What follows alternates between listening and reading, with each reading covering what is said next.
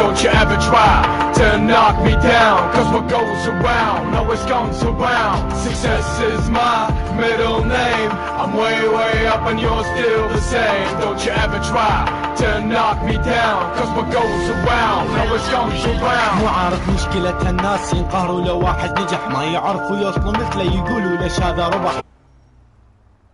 ينقهروا لو واحد نجح، ما يعرفوا يوصلوا مثله يقولوا ليش هذا ربح. ينقهروا لو واحد نجح، ما يعرفوا يوصلوا مثله يقولوا.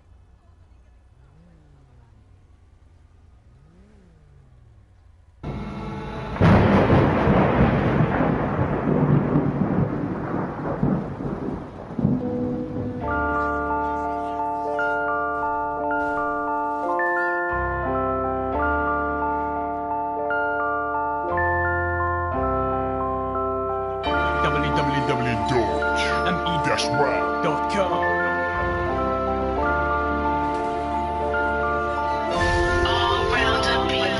كل من وقف الطريق ونقص من طموحه شعره، لو كان كائن من يكون مكن الصحبة والعشرة. كل من صار بحياتي حاجز وفكر فدوم يضرني، اعتبره غصن بالشجر وهالغصن بيدي اكسره. ما اهتم ساحب عالدنيا واللي براسي انا يصير، دومي الاول بطموحي وفشل انا الاخير. اكثر من شعري يكرهوني ومو عارف شنو السبب، عادي ما يهزوني ولد الحرام دامي ابن الخيار. قالوا ما توصل بوصلت، قالوا ما تنجح ونجحت، قالوا ايه انت فاشل وبعمرك لا مربحت. ما تمرت بس فكرت كيف العبها انا صح، كل ما يكسر بطموحي وبطموحي انا اطمح. فشلكم ما يأثر علي ولا يهز مني شعره، كل من خلى راسه براسي وبسهوله انا عبره. يظنك انا اوقع اخذ مني هالعباره، I born to win وانت ولادك الخساره. Success is my middle name, I'm way, way up and you're still the same. Don't you ever try to knock me down, cause what goes around always comes around. Success is my middle name, I'm way, way up and you're still the same. Don't you ever try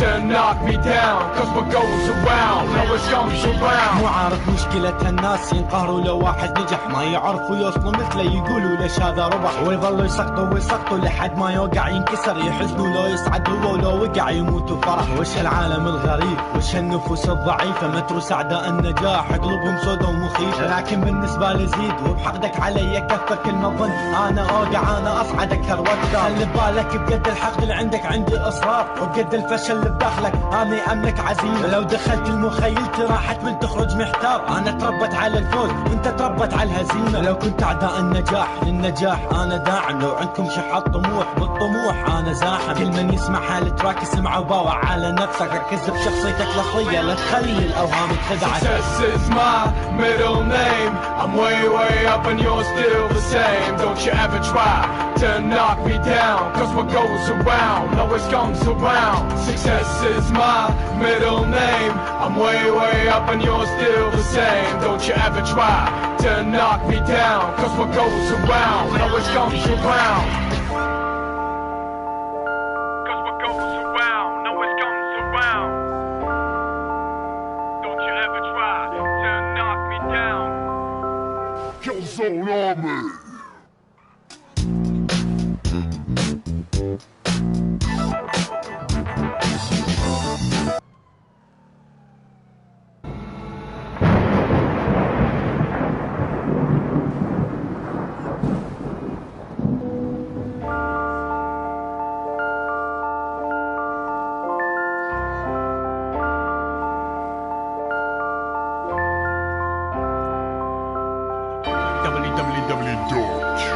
www.me-rap.com.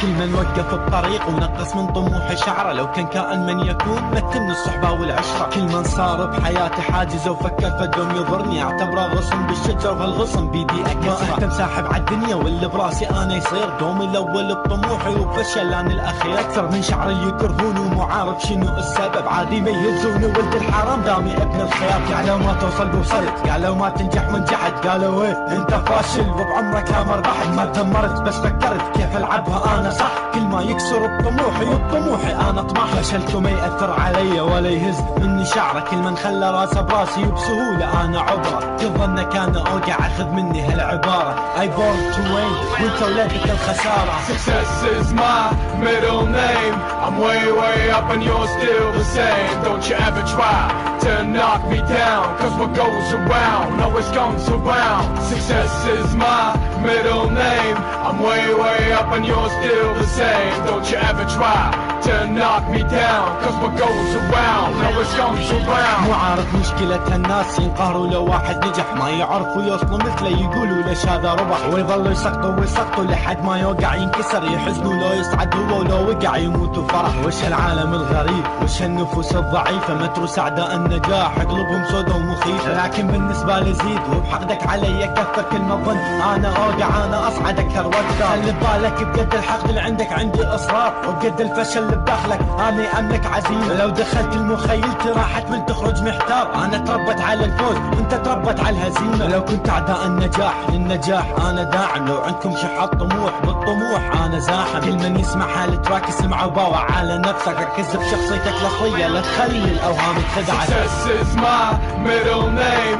I'm way up and you're still the same. Don't you ever try to knock me down, cause what goes around always comes around. Success is my middle name.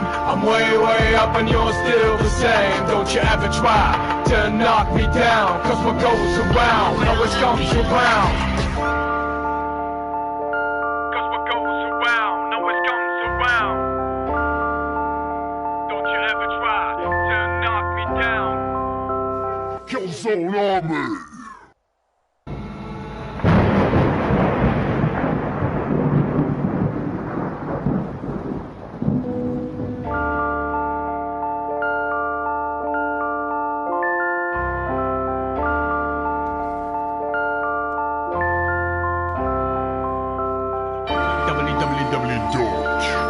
www.me-rap.com.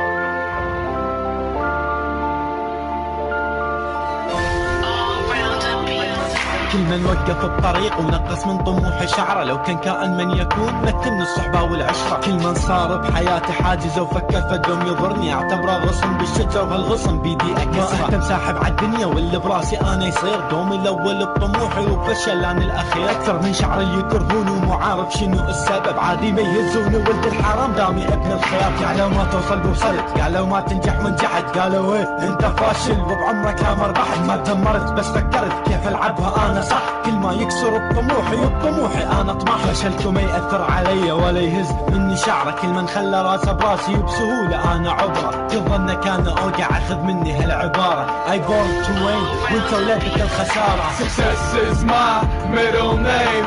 I'm way up and you're still the same. Don't you ever try to knock me down, cause what goes around always comes around. Success is my middle name. I'm way up and you're still the same. Don't you ever try to knock me down, cause what goes around always comes around. مو عارف مشكلة هالناس ينقهروا لو واحد نجح، ما يعرفوا يوصلوا مثله يقولوا ليش هذا ربح، ويظلوا يسقطوا لحد ما يوقع ينكسر، يحزنوا لو يصعد هو ولو وقع يموتوا فرح. وش العالم الغريب وش النفوس الضعيفة، متروس اعداء النجاح قلوبهم سودا ومخيفة، لكن بالنسبة لي زيد وبحقدك علي كثر كل ما ظن انا اوقع انا اصعد اكثر واكثر. خلي ببالك بقد الحقد اللي عندك عندي اصرار، وبقد الفشل اللي بداخلك انا املك عزيمة. لو دخلت المخيلتي راح تمل تخرج محتار، انا تربت على الفوز وانت تربت على الهزيمة. لو كنت اعداء النجاح للنجاح انا داعم، لو عندكم شحات طموح بالطموح انا زاحم. كل من يسمع حالة تراك اسمع وباوع على نفسك، ركز بشخصيتك الاصلية لا تخلي الاوهام تخدعك. Success is my middle name.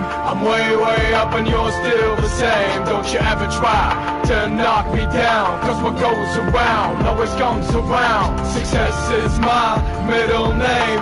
I'm way up and you're still the same. Don't you ever try to knock me down, cause what goes around always comes around. Cause what goes around always comes around. Don't you ever try to knock me down. Killzone Army.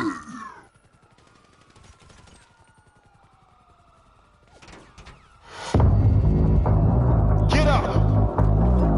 is enough. Get up. Make a plan. Fight for the life you must have. You're at the bottom, but you don't have to stay there. The view from the top will be worth it. Because you know how it feels at the bottom. Get up. I gotta get it. Never too much, never give up until I'm finished. I won't stop. I'm never quitting. Even though I go through hell, I know where the hell I'm heading.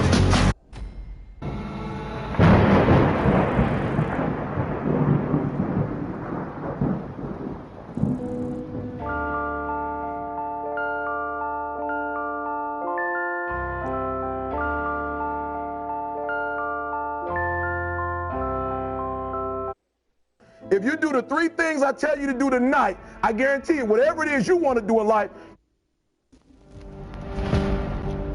What's stopping you? Are you too tired? Didn't get enough sleep? Don't have enough energy? Don't have enough time? Is that what's stopping you right now? Don't have enough money?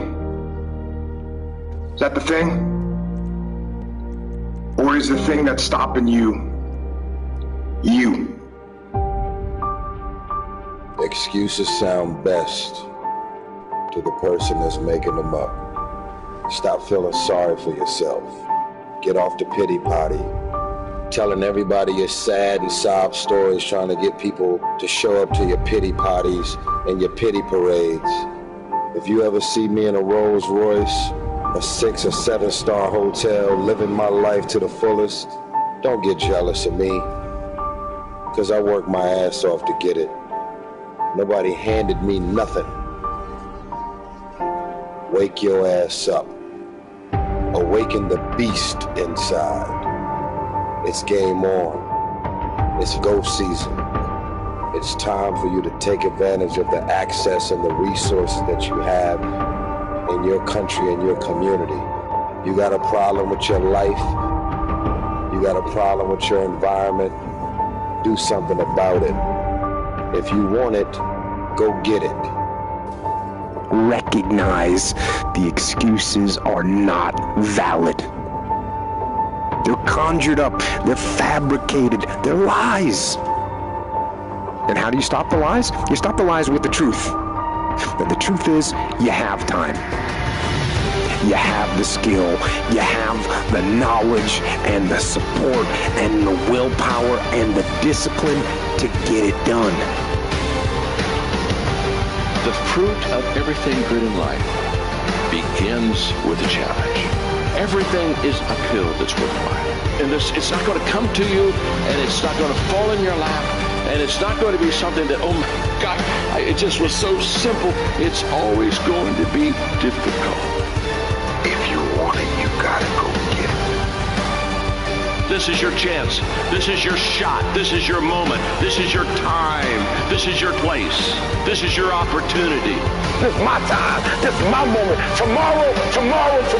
Ain't no such thing as tomorrow. We only got today. It's your dream. If you wanted to have it, get your butt up and make it happen. If you wanted to have it, rise and grind.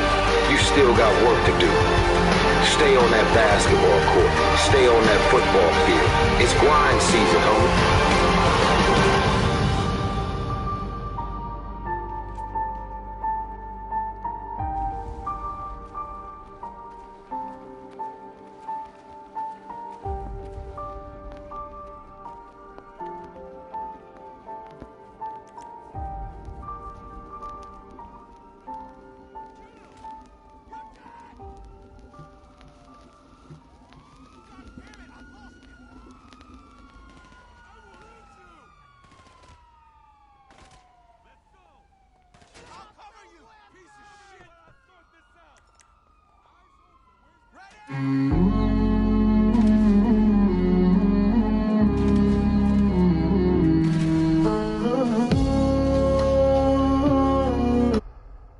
سوبر ميجا رمش خفيف او سوبر.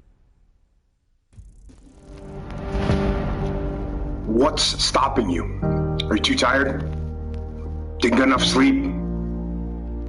Don't have enough energy? Don't have enough time? Is that what's stopping you right now? Don't have enough money?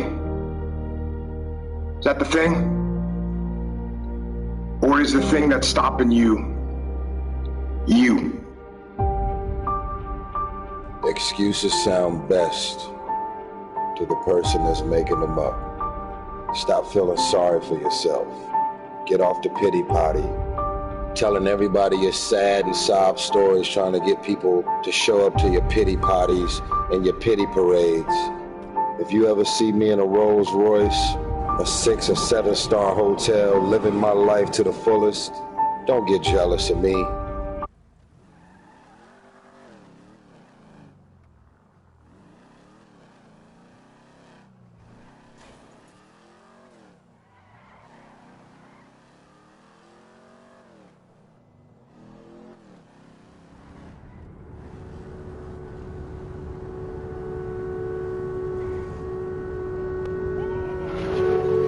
Sometimes horrible things happen to good people.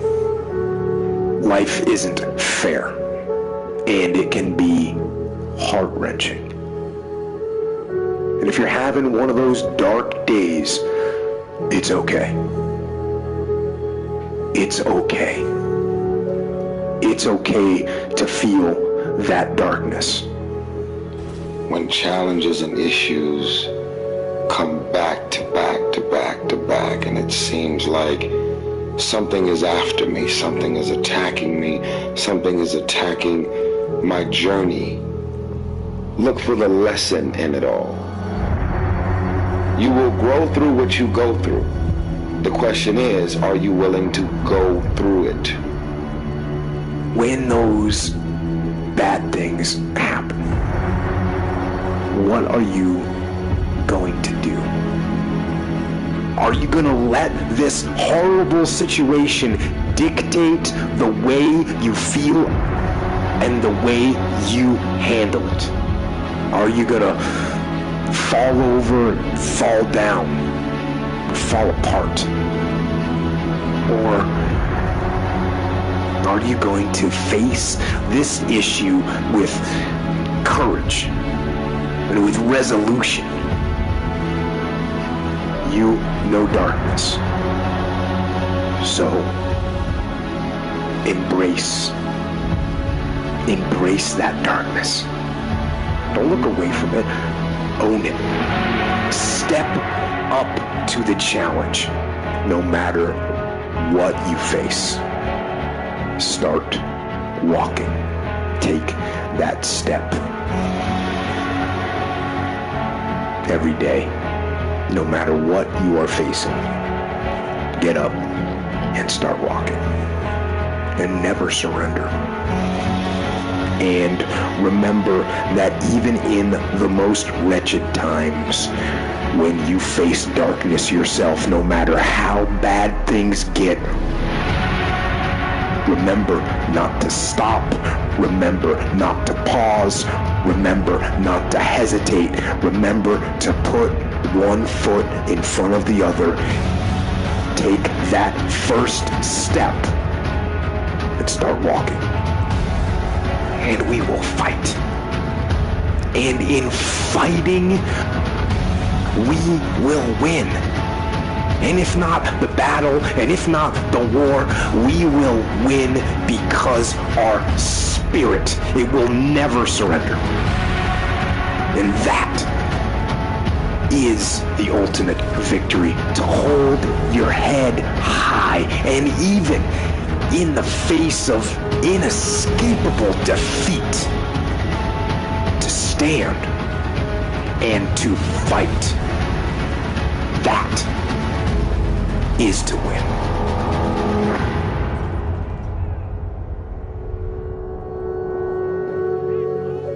Don't allow yourself a switch off button. I know there's always an answer. No matter how dark that place may be, there's always a way out. Just gotta keep going. Hold on to that fundamental quality of faith. Have faith that on the other side of your pain is something good.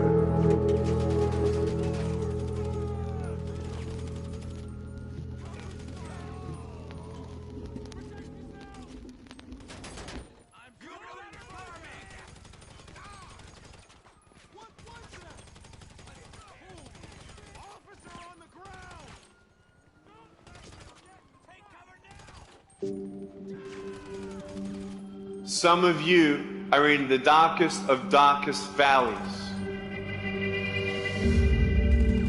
I don't know what you're going through, but I know what you need. Hope. And I want you to know that beautiful things can come from your broken pieces when you give your broken pieces a chance. It is okay to be scared. It is okay to cry. But giving up is not. I just want you to know that it's not the end. It matters how you're going to finish. I don't care how dark it looked for you. I don't care what they done said to you. I don't care what the verdict is. I don't care what the haters say. It ain't over. No matter what happens to you, it ain't over. Ain't no such a thing as over. Do you know, man, that you can actually mess your life completely up? You can jack it all the way up, and you can turn around and get it right. Do you know that you can be divorced multiple times and still be okay? Do you understand that you cannot have a degree and still be just fine? Now, whatever you've been through, whatever that is, guess what? You're still here. You have a great life in front of you. But your great life is in front of you. It's not behind you. Everything you're going through is preparing you for what you asked God for. You just got to quit tripping while you're in the process, because the process is necessary. You may not see it now, but when it gets you on the other side of it, you're going to see exactly why it went that way. And you're going to be okay with it. Pull yourself together and quit tripping, because you're in the process. God is processing you. He ain't through with you. If he was through with you, you would not wake up in the morning. When you feel like giving up, don't. When you thinking about giving up, don't. When it look like you ain't gonna make it, keep going. When they tell you you can't, come on, man, who are they? When they tell you to put all your stuff back on your desk, don't do that, man. Don't do that. When they tell you you're not gonna make it, don't believe them, man. Don't believe them. You got to be relentless. And I'm saying to you, what if all of us took that attitude after we face a rejection and a no, or we have a meeting and no one shows up, or somebody say, you can count on me, and they don't come through. Nobody believes in you. You've lost again and again and again. The lights are cut off, but you're still looking at your dream, reviewing it every day, and say to yourself, it's not over until I win. The harder the battle, the sweeter the victory.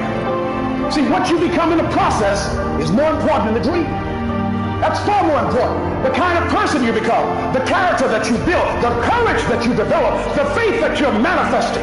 Oh, it's just something that you get up in the morning, you look yourself in the mirror, you're a different kind of person. You walk with a different kind of spirit. And people know that you know what life is, that you have embraced life.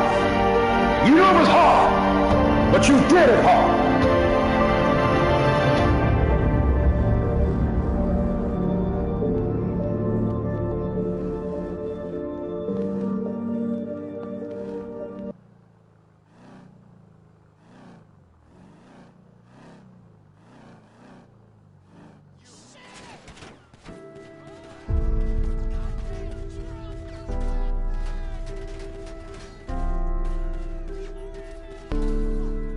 Don't give up. Don't ever give up. Those great people didn't. So I now have a responsibility to also not ever give up. I'm not special. I just listened to what the man said. But I tell you, there are some times in life where you fall down and you feel like you don't have the strength to get back up. I will try 100 times to get up, and if I fail 100 times, if I fail and I give up, do you think that I'm ever going to get up? No. But if I fail, I try again and again and again. For as long as I try, there's always that chance of getting up. No matter what you might be going through, don't quit. The secret is in not giving up. Everybody who's done something great, they weren't that deep. What they had was resiliency. They had the ability to bounce back. All the great, they didn't quit. No matter how impossible your situation may seem, stay on course. I guarantee you cannot pass it if you quit. I guarantee you're gonna fail, but you don't know what's gonna happen if you keep going. I'm fragile. I feel pain. I hurt. I open my eyes. I crave victory. I do not give up. I feel no fear. I fear no man. I create. I conquer. I hold the power. Make a choice. Just decide what it's going to be, who you're going to be, how you're going to do it. Just decide. And then from that point, the universe is going to get out your way. We can't have another bad year. You've got to get to the point where enough is enough. It's much easier to come up with excuses and why you can't do it. If you do what is easy, your life will be hard. If you do what is easy, complain about your situation, your circumstances, surrender and give up on your dreams, become depressed and bitter and angry. Anybody can do that. If you do what is easy, your life will be hard. But if you do what is hard, keep coming back again and again and again. Get up dressed every day. Take life on. Taking life by the collar. You say, yes, I will do it. I can do this. And you've said to yourself, I'm willing to face the no's. I'm willing for people to laugh at me. I'm willing to gut this out. I'm willing to make this happen. It's my time. It's possible. It's necessary. It's hard. It's worth it. I'm going to do whatever it takes. I can do it. If anybody's ever done it at any point in time in history, then what's possible for one, it's possible for me, and I'm going to do it. And if you do that over and over and over again,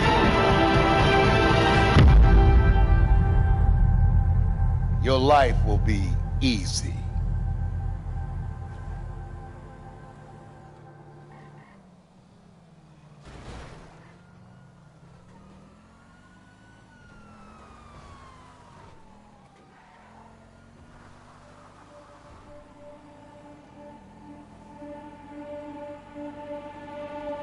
I found that nothing in life is worthwhile unless you take risks.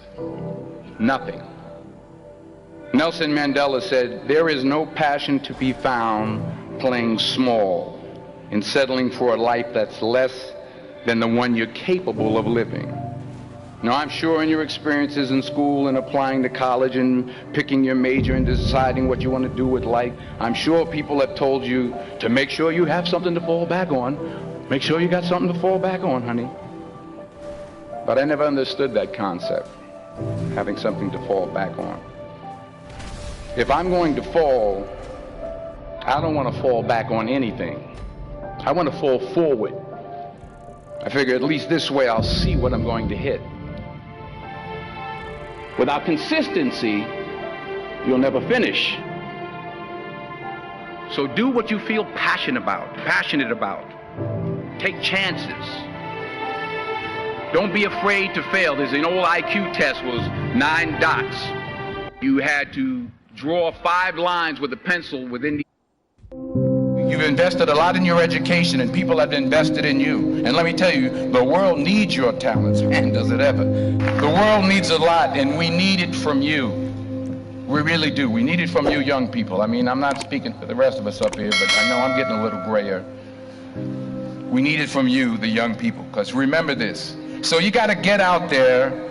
You got to give it everything you got, whether it's your time, your talent, your prayers, or your treasures.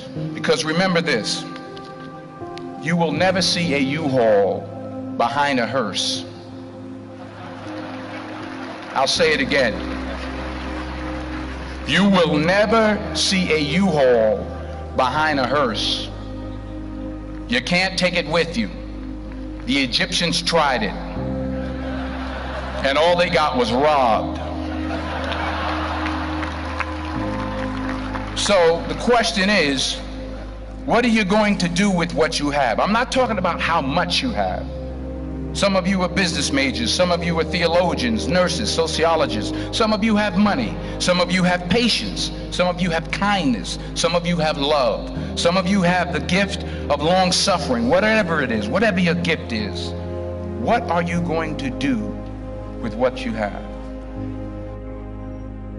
Fail big. That's right. Fail big. Today is the beginning of the rest of your life, and it can be very frightening. It's a new world out there. It's a mean world out there, and you only live once. So do what you feel passionate about. Take chances professionally.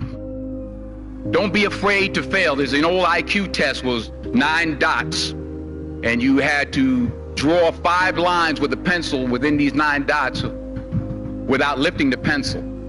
The only way to do it was to go outside the box. So don't be afraid to go outside the box.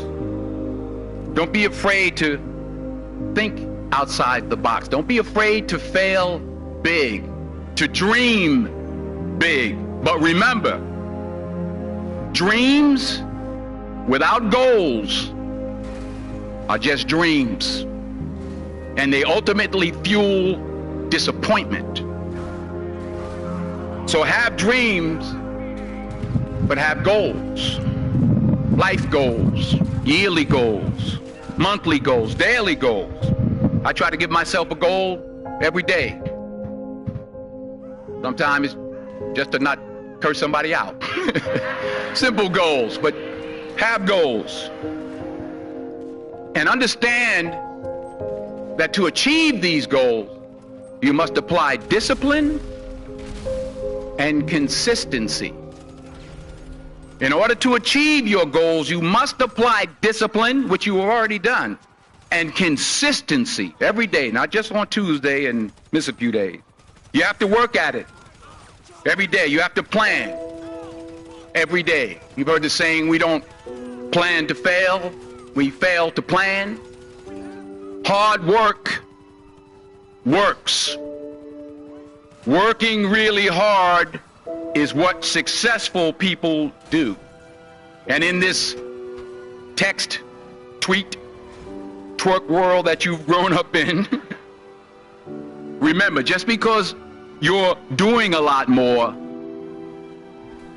doesn't mean you're getting a lot more done. Remember that. Just because you're doing a lot more doesn't mean you're getting a lot more done. Don't confuse movement with progress. My mother told me, she said, yeah, because you can run in place all the time and never get anywhere. So continue to strive, continue to have goals, continue to progress. I found that nothing in life is worthwhile unless you take risks. Nothing. Nelson Mandela said, there is no passion to be found playing small and settling for a life that's less than the one you're capable of living. Now, I'm sure in your experiences in school and applying to college and picking your major and deciding what you want to do with life, I'm sure people have told you to make sure you have something to fall back on. Make sure you got something to fall back on, honey. But I never understood that concept, having something to fall back on. If I'm going to fall, I don't want to fall back on anything except my faith. I want to fall forward. I figure at least this way I'll see what I'm going to hit. Fall forward. This is what I mean. Reggie Jackson struck out 2,600 times in his career, the most in the history of baseball. But you don't hear about the strikeouts. People remember the home runs. Fall forward. Thomas Edison conducted 1,000 failed experiments. Did you know that? I didn't know that. Because the 1,001st was the light bulb. Fall forward. Every failed experiment is one step closer to success. You've got to take risks, and I'm sure you've probably heard that before, but I want to talk to you about why that's so important. I got 3 reasons, and then you can pick up your iPhones.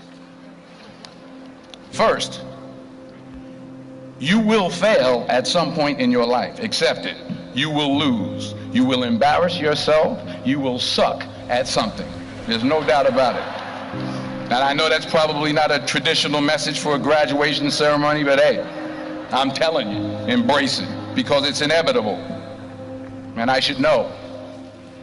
In the acting business, you fail all the time. Early on in my career, I auditioned for a part in a Broadway musical. Perfect role for me, I thought, except for the fact that I can't sing. I didn't get the job. But here's the thing. I didn't quit. I didn't fall back. I walked out of there to prepare for the next audition, and the next audition, and the next audition. I prayed. I prayed, and I prayed. But I continued to fail, and fail, and fail. But it didn't matter, because you know what? There's an old saying, you hang around the barbershop long enough, sooner or later you're going to get a haircut. So you will catch a break, and I did catch a break. Last year, I did a play called Fences on Broadway. Someone talked about it. Won the Tony Award. And I didn't have to sing, by the way. But here's the kicker. It was at the Court Theater. It was at the same theater that I failed that first audition 30 years prior. The point is, and I'll pick up the pace, the point is, every graduate here today has the training and the talent to succeed. But do you have the guts to fail? Here's my second point about failure. If you don't fail, you're not even trying. I'll say it again. If you don't fail, you're not even trying. My wife told me this great expression. To get something you never had, you have to do something you never did. Les Brown's a motivational speaker. He made an analogy about this. He says, imagine you're on your deathbed, and standing around your deathbed are the ghosts representing your unfulfilled potential. The ghost of the ideas you never acted on. The ghost of the talents you didn't use. And they're standing around your bed, angry, disappointed, and upset. They say, we came to you because you could have brought us to life, they say. And now we have to go to the grave together. So I ask you today, how many ghosts are going to be around your bed when your time comes? Not only take risks, but to be open to life, to accept new views, and to be open to new opinions. While it may be frightening, it will also be rewarding. Because the chances you take, the people you meet, the people you love, the faith that you have, that's what's going to define you. Never be discouraged. Never hold back. Give everything you got. And when you fall throughout life, and remember this, fall forward. Say thank you for grace. Thank you for mercy. Thank you for understanding. Thank you for wisdom. Thank you for parents. Thank you for love. Thank you for kindness. Thank you for humility. Thank you for peace. Thank you for prosperity. Say thank you in advance for what's already yours. That's how I live my life. That's why I am, one of the reasons why I am today. Say thank you in advance for what is already yours. True desire in the heart for anything good is God's proof to you sent beforehand to indicate that it's yours already. I'll say it again. True desire in the heart, that itch that you have, whatever it is you want to do, that thing that you want to do to help others and to grow and to make money, That desire, that itch, that's God's proof to you, sent beforehand already to indicate that it's yours. And anything you want good, you can have. So claim it. Work hard to get it. When you get it, reach back. Pull someone else up. Each one, teach one. Don't just aspire to make a living. Aspire to make a difference.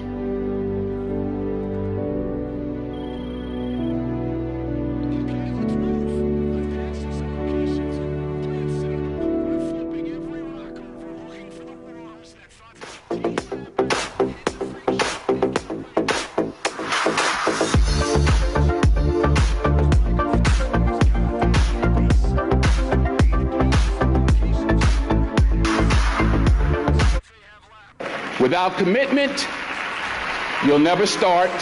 But more importantly, without consistency, you'll never finish. It's not easy. If it was easy, there'd be no Kerry Washington. If it was easy, there'd be no Taraji Henson, P. Henson. If it were easy, there'd be no Octavia Spencer. But not only that, if it were easy, there'd be no Viola Davis. If it were easy, there'd be no Michael T. Williamson, no Stephen McKinley Henderson, no Russell Hornsby. If it were easy, there'd be no Denzel Washington. So, keep working, keep striving, never give up, fall down 7 times, get up 8.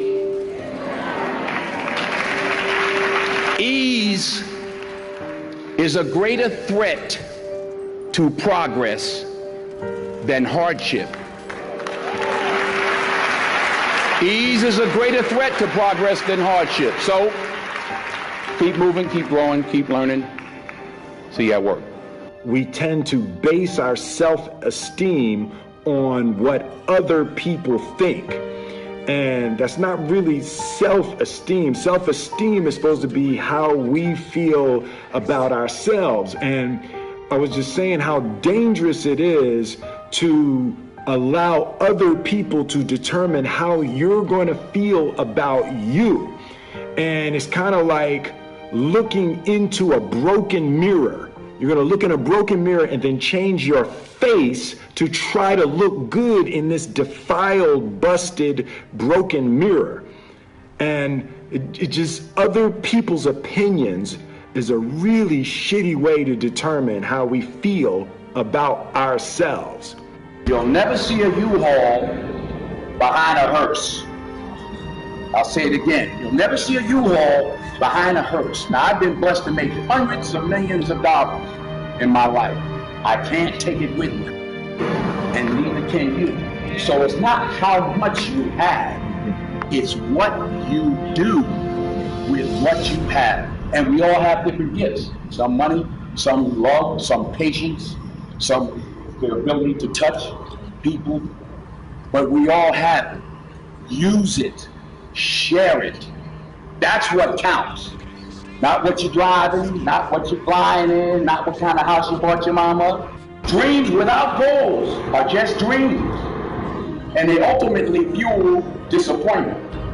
Goals on the road to achievement cannot be achieved without discipline and consistency. I pray that you all put your shoes way under the bed that night so that you got to get on your knees in the morning. The one thing I'm the most happy about in terms of my career is the fact that I got there with the grace of God, first of all, but short of that, I got there just by working hard, not partying with the right people, not compromising myself in any way or cutting any kind of deals, just by working hard, just by plugging along, sawing wood, as I like to call it.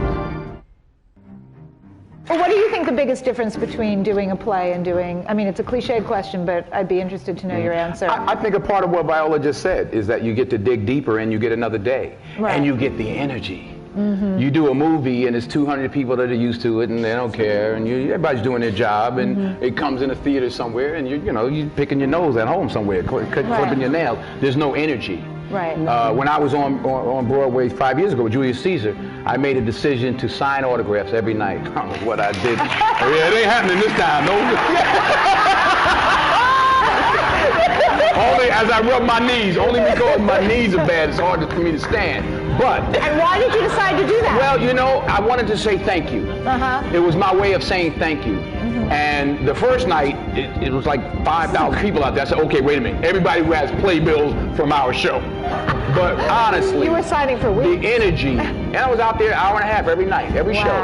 But the energy you got back, the stories, the open happens with this play. We had some high schools come. We had one school from somewhere, I forgot where, and they were doing Julius Caesar. And some young kid was like, well, you know, my Brutus is a bit different. He's more the classic stoic, but it was great to engage and exchange with these young people. There was an energy. I got more from it than I gave to the people that I signed for. That's, you know, you don't get that.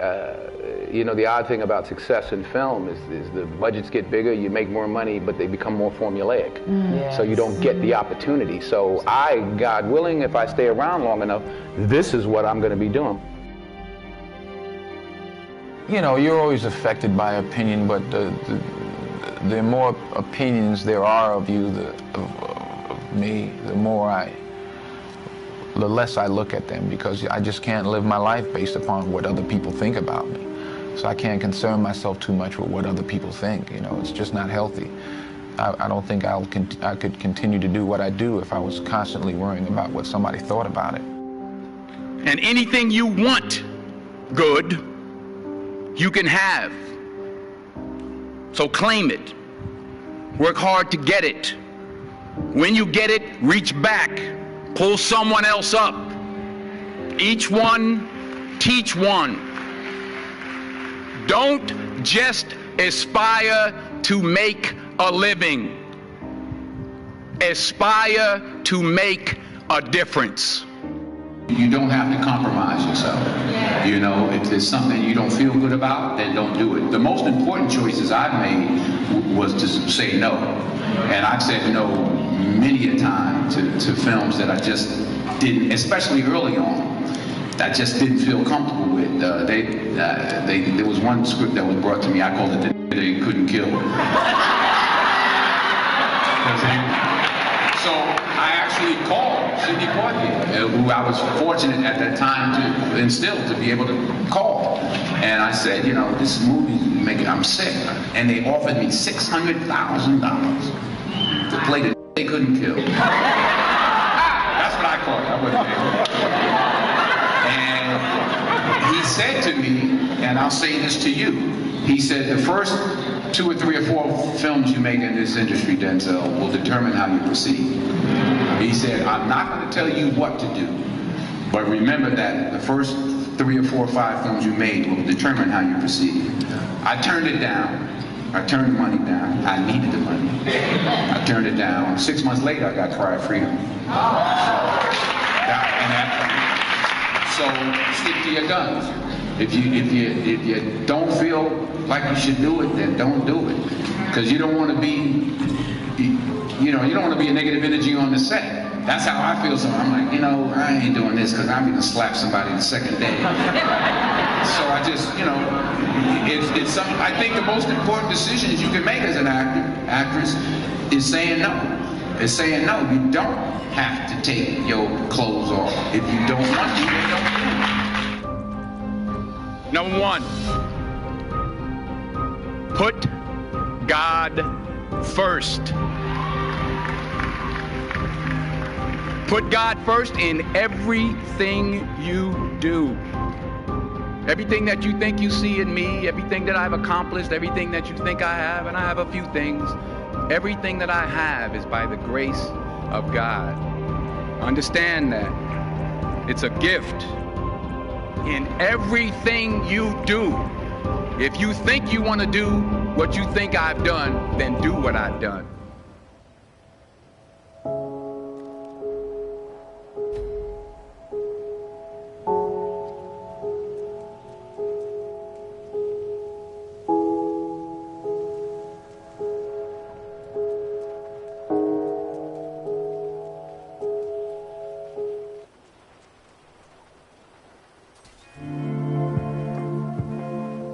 Many people never achieve their goals because they have too many toxic, negative, energy-draining people in their lives.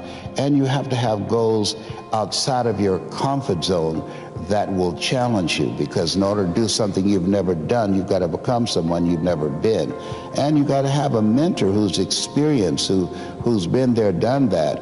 And as a result of that relationship, because you can't see the picture when you're in the frame. Muhammad Ali said, I'm the greatest, but he never won a championship without Angelo Dundee.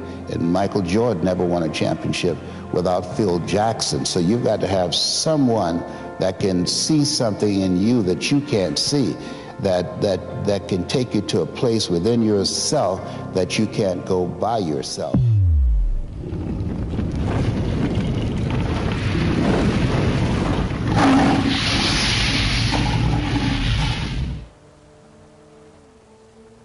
Dr. Norman Cousins, he wrote a book called The Biology of Hope. And he talked about the fact that when something happens to you, you don't deny it, you defy it. And I was defiant that I'm going to beat this, I'm going to handle this. That there are people who many times when something happens to them, that they embrace it from a place of fear and it takes them out. And L.C. Robinson said, things may happen to you and things may happen around you, but the most important things are the things that happen in you. And you have to stand up inside yourself and deal with it and handle it. The easiest thing I've done was to get out from under the labels and to live the life that I live. The most difficult thing I've ever done was to believe that I can do it. You live in a dominant culture that is designed to destroy your sense of self and your belief in yourself, and you have to learn ways in which you can begin to connect with this power that you have within yourself to handle where you are. The key is to be constantly in a perpetual process of discovering the truth of who you are and fighting constantly to look for ways in which you can escape the inner conversation. I speak to audiences around the world, and I train speakers as well, and I tell them that when you speak, that there's an objective that you want to achieve when you speak to an audience, because how people live their lives is a result of the story they believe about themselves. So you as a speaker, when you speak in this program, when people see you, what you do is distract, dispute, and inspire. And many things, they come back, you know, negative thoughts and how you feel about yourself, they don't die. They come back once you stop doing the maintenance work on your mind, listening to motivational messages, going to seminars and workshops, spending time quietly listening to the still small voice within. Who am I really? Is this really me? Am I giving my best? Am I just reflecting what's around me? Because all of these various things affect how we show up in life. And so having a strategy to continuously find ourselves reaching higher. You weren't going in that direction, but you unconsciously did it because you've done it so many times that many people, because they're not making a conscious, deliberate, determined effort to think outside of what life has thrown at them, they end up doing the same thing over and over and over again. Einstein said that thinking that has brought me this far has created some problems that this thinking can't solve. And so through relationships, through reading, through studies, through goals and dreams beyond your comfort zone, it allows you to begin to live out of your imagination as opposed to out of your history. Disney said, the imagination is a preview of what's to come. And so as a kid, I dreamed a lot. You're living a life that will outlive you. Just think about the fact that this program has given a lot of people hope, and there's hope in the future. It gives you power in the present. Every 40 seconds, someone commits suicide. But because of something you say or some guest that you've invited, and as they share their story, you interrupt that story of being hopeless and powerless and not wanting to be here anymore. And because They took the time to watch. You create an experience. Oliver Wendell Holmes said that once a man or woman's mind has been expanded with an idea, concept, or experience, it can never be satisfied to going back to where it was. And so at the end of the program, at the end of one of your presentations, there are people who, because of you, their lives will be transformed, and they will become a pencil, as Mother Teresa would say, in the hand of God, and start writing a new chapter with their lives. Someone's opinion of you does not have to become your reality. If you want to become successful in life, young man, number one, you got to change your mindset. He said, you don't get in life what you want, you get in life what you are. Number two, practice OQP, only quality people. You earn within $2,000 to $3,000 of your closest friends. I found that out. I left all my broke friends. I said, y'all got to go. And the third thing he said, develop your communication skills, because once you open your mouth, you tell the world who you are.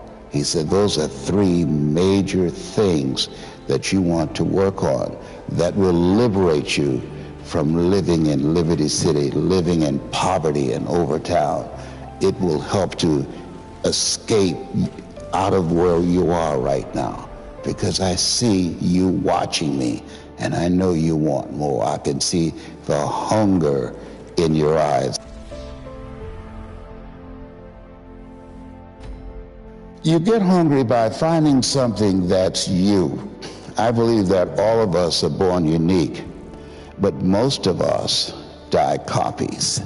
You got to find out what is it that turns you on, what resonates with you, that you have to work on yourself, and you have to have an unstoppable attitude and no excuse, and hold a constant vision of what it is you want to achieve, see it accomplished, and go all out. Find a way to win.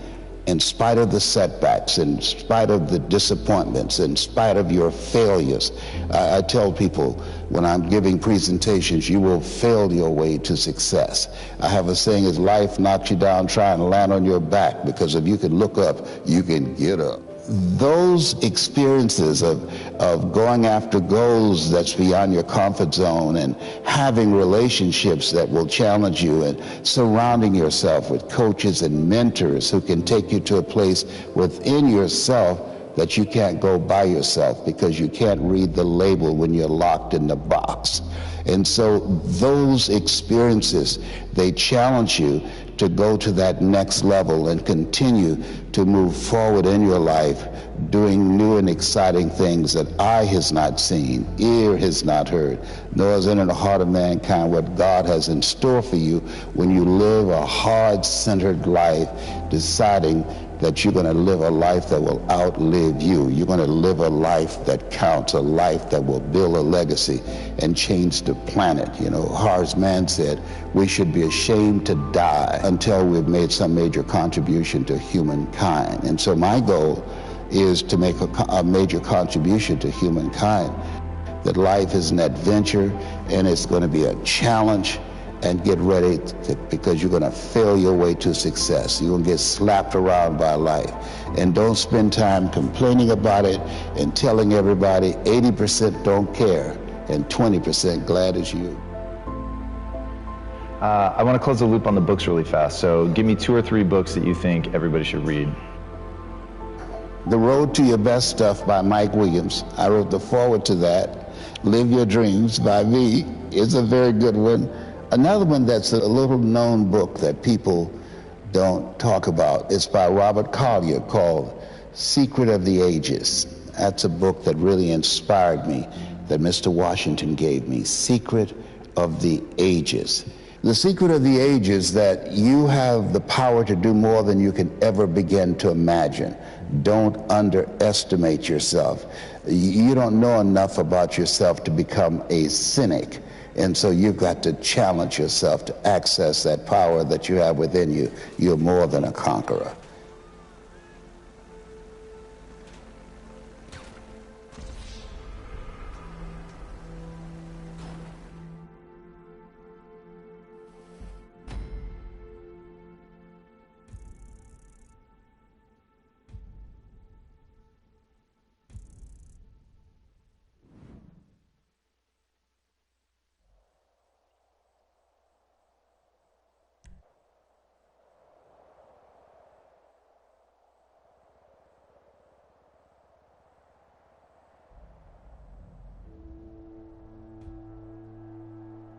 I was miserable in my life. I didn't like waking up. I ain't have no purpose. I ain't know what I was supposed to be doing. On October 8th, 1985, I walked in a comedy club for the first time. Signed up for the following week. The following week, a girl took me down there. She said, you got to go to comedy club. You the funniest person I've ever met. I never even heard of comedy clubs. I'm 27. I walked in a comedy club. I signed up for the following week. I'm gonna sit here and learn. I knew I was funny. I just didn't know what to do with it. They had 10 acts go up. 9 of them went up. I didn't laugh at one joke. I was just sitting there just, man, I wish that was me. Man, they should have said this. Every joke they told, I knew the punchline before they said it, and I wrote a better punchline in my mind, what they should have said. It got to guy number 10, they called his name, he wasn't there. They said, well, he's not here, we're gonna go to next week's list. Steve Harvey, where are you? Long story short, I won amateur night that night. I won $50. It was a 45-minute drive to my house with this girl named Gladys. I cried 45 minutes. She said, what you crying for? It ain't but $50. I said, no, you don't even understand. I was born tonight.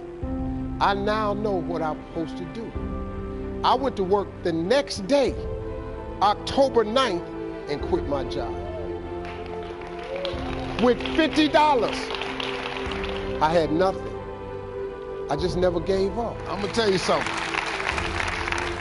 That decision cost me everything I had.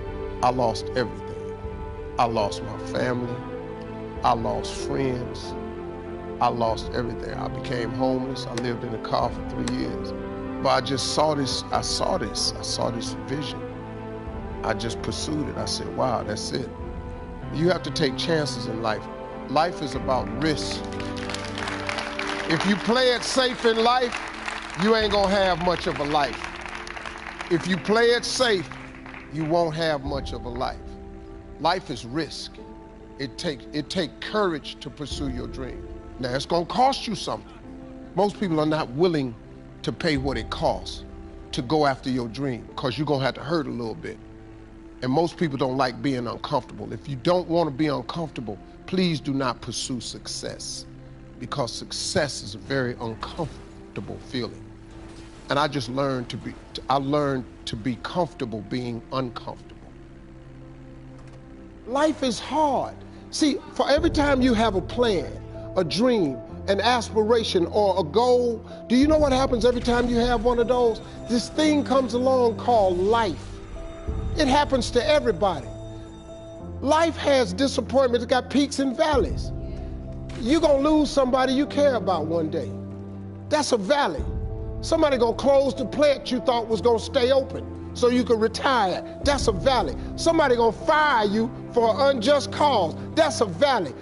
The people that got your credit card gonna sell their company, gonna sell their business to another credit card company. Your 18% go up to 26%. You don't even know why now. Your minimum didn't change because it's life. You can stop thinking that life fitting be easy, because I got news for you, it ain't. That's a false hope to think you're gonna have a wonderfully carefree life. That's unthinkable. We all live in this bubble. What you gotta do, you gotta put more air in your bubble. You got to blow your bubble up. Expand yourself. Take yourself out your comfort zone. Do not live in your bubble. Put some more air in your bubble. If you stay in your comfort zone, that's where you will fail. You will fail in your comfort zone. Success is not a comfortable procedure. It is a very uncomfortable thing to attempt. So you got to get comfortable being uncomfortable if you ever want to be successful. Start putting some pressure on. Put some pressure on yourself. Get out here and get about it. Look, I'd love to sugarcoat this thing for you. I'd love to tell you, look, you can go out here and get rich, do a couple of things. That ain't happening. You got to get real doggish. You got to get downright funky if you want to make it. Now, like I was telling you before, if you want to be ordinary, you ain't even got to listen to me. Just go on about your business. If you think ordinary's cool, ain't no problem. It's some really, really wonderful, ordinary people. But if you are sitting in this room and you have extraordinary aspirations, then you're gonna have to do extra. You put extra on top of ordinary and you come up with extraordinary. It's no other way. I'm sorry, but here's the fact. All of you have extraordinary capabilities, all of you. You have to decide if you are willing to do the things to put you in that category.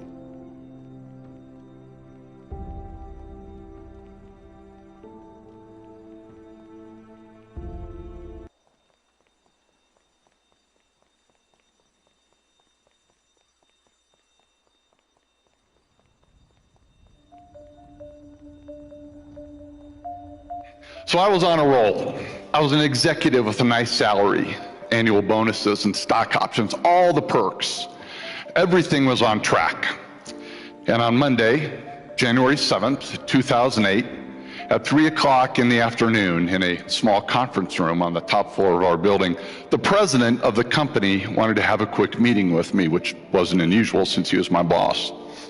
But the meeting turned out to be even more brief than expected. He fired me.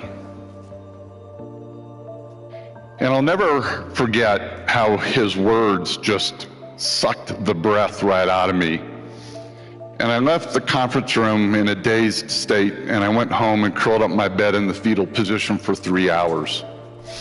And while I could go on in vivid detail about how I felt, what I did to my self-esteem, my finances, and so on, what I now realize is while that event created the greatest amount of discomfort I had ever felt, it was that discomfort, the departure from my ordered life, that forever changed it for the better. What makes you comfortable can ruin you. And what makes you uncomfortable is the only way to grow. Let me say that again. What makes you comfortable can ruin you, and only in a state of discomfort can you continually grow. But pretty quickly I became motivated to start a new journey, and after a couple of years of work with my new team and a PhD friend at the University of Nebraska, we had this epiphany on how to illustrate and apply the science of discomfort and growth. We called the concept the growth rings. The growth rings represent living environments that promote or hinder growth, and that includes everything from your place of work to even a fishbowl. You see, what dictates the size of a goldfish is its environment. And while this goldfish lives in a very safe environment, it's also very limiting in most every way. And when placed in a more robust environment, like say a small pond, this can be the result. Now it also means he could be eaten. But friends, this is you. The environments in which you work, live, and play, they're all a proverbial fishbowl that dictates your growth. So the first growth ring represents a low-performing, low-growth environment called stagnation. Stagnation is understood by having to follow too many steps and permissions and minutiae that stifles creativity, independent thought, and action. To imagine an environment such as this, think no further than our state and federal governments.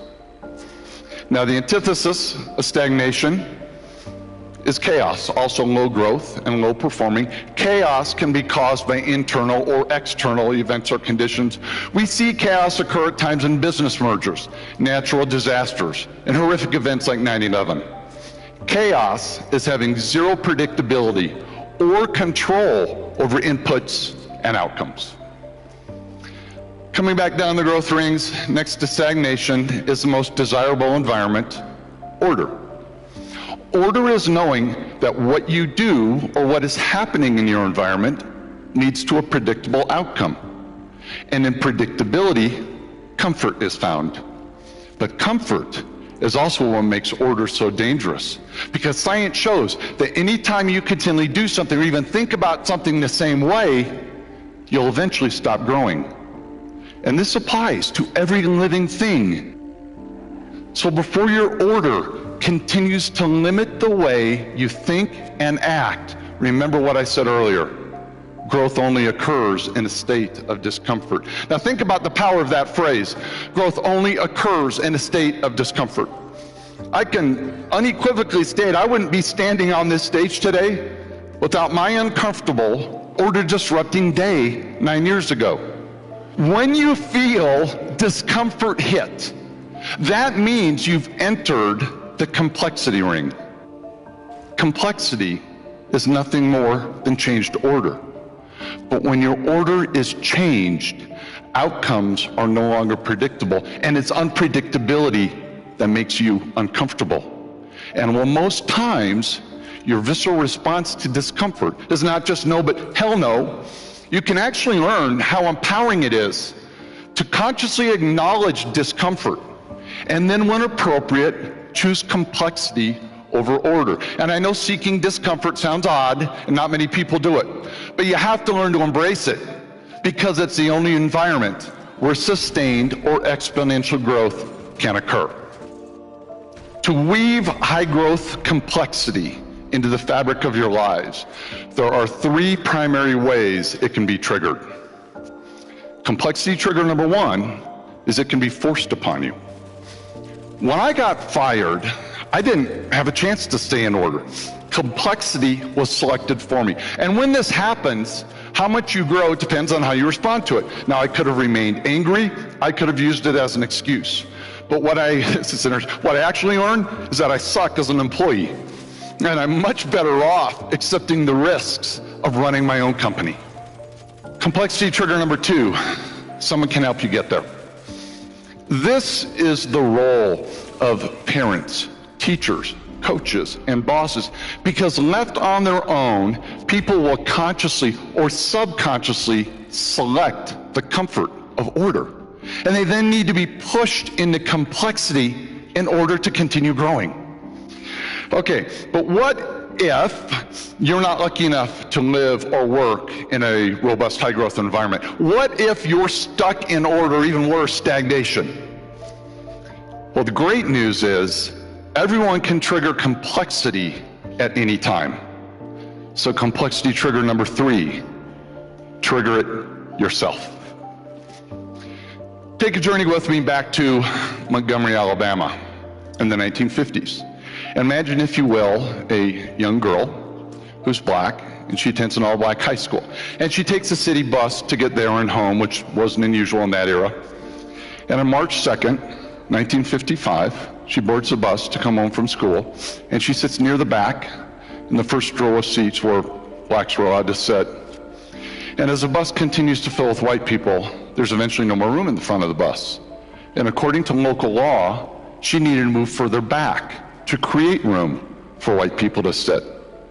You see, Montgomery had an order in place that, when followed, led to a very predictable outcome: repression of people with little conflict.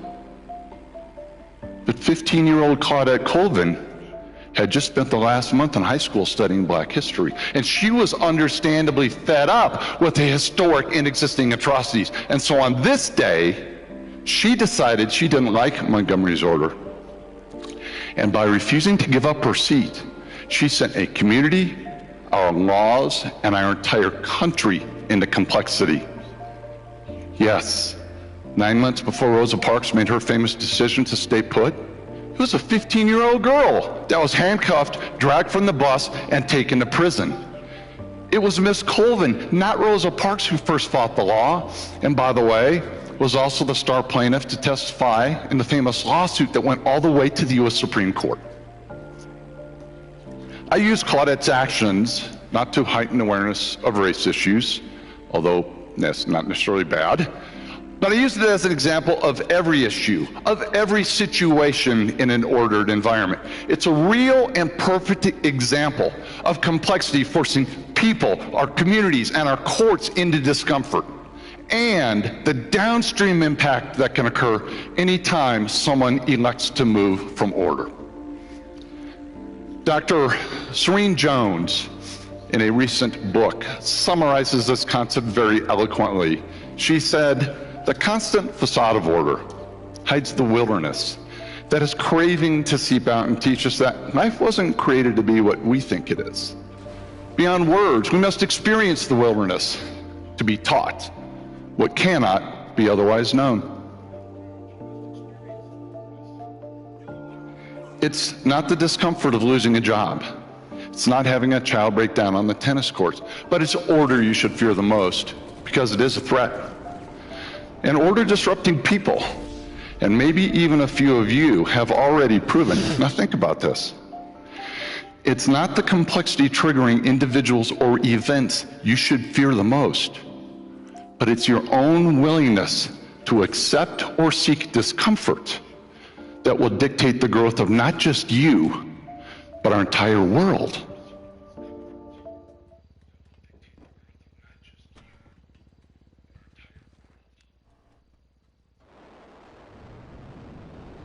I feel like I'm spending way too much time dealing with other people's problems. How do I set boundaries with them? Would you like me to set an alarm? How do I get rid of toxic relationships? I am not sure how to answer that.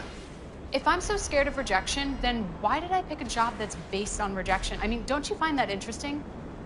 Here is what I found for interesting on the web.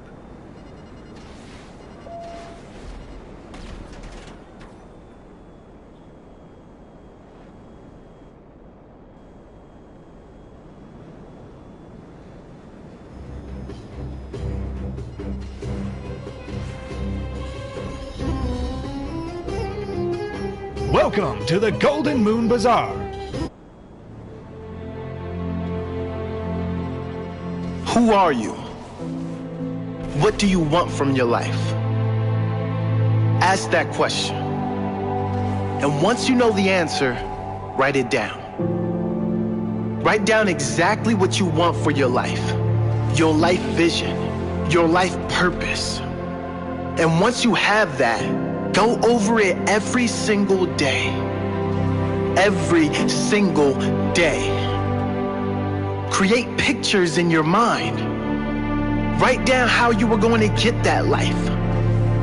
What do you have to do to claim that life?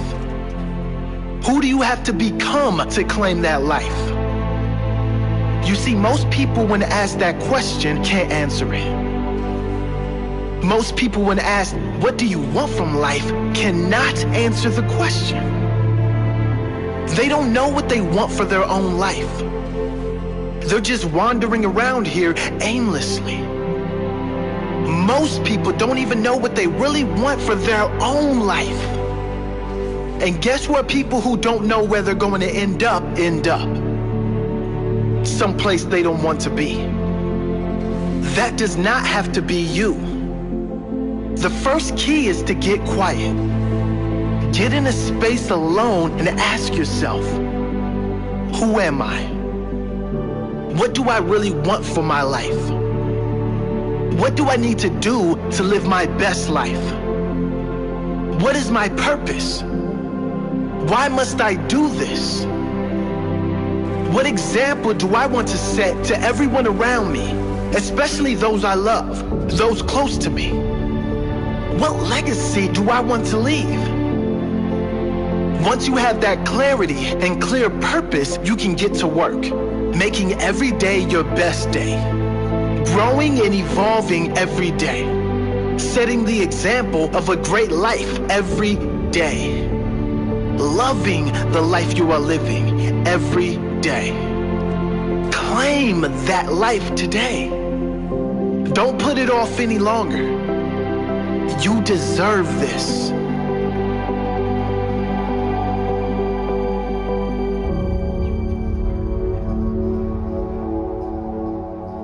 Who are you? Have you really been living the life you want to live? Or are you living the life others expect of you? Have you settled for something you don't really want just so you can fit into this world? Because it was easy?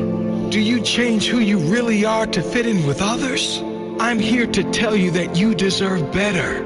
You deserve to live a life as yourself, to speak and live your truth, to live your fullest potential. Not only do you deserve it, but you owe it to the future generations to set that example. You owe it to this world to inspire others to follow their dream life. to live their fullest, highest expression of themselves. You can decide to conform. You can decide to fit in. That's certainly easier, certainly more comfortable. But you can also decide to live your best life while you are alive. We don't get long on this earth in these bodies. Why not make the most of it before we go out? Why not leave a lasting impression on our family, our loved ones, and future generations? Why not set the example of happiness, the example of a fully lived life, the example of love, peace, and true joy that all come from being free of opinions and just going for what you want in life. Live big, you deserve it. Live brave, others are counting on it. Live happy, live free, that's your true nature.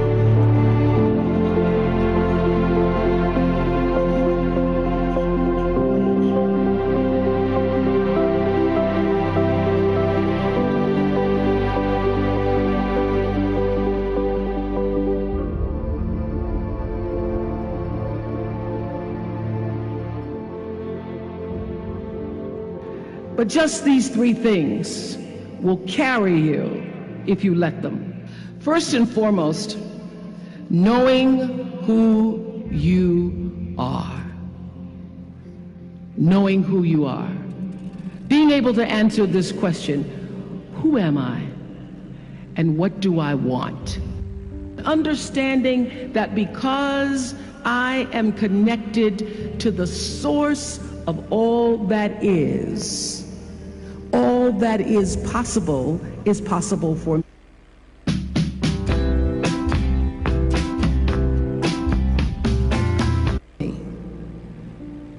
That's who I am. And what do I want? I don't want to just be successful in the world.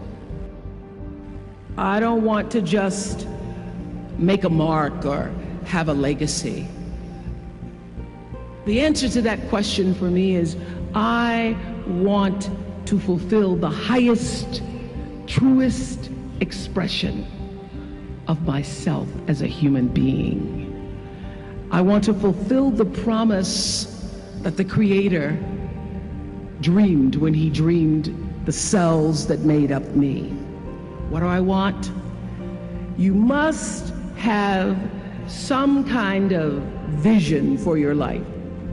Even if you don't know the plan, you have to have a direction in which you choose to go.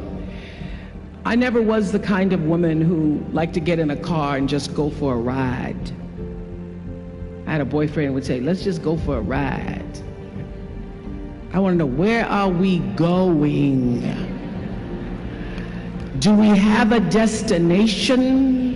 Is there a plan? Or are we just riding? What I've learned is that's a great metaphor for life. You want to be in the driver's seat of your own life, because if you're not, life will drive you.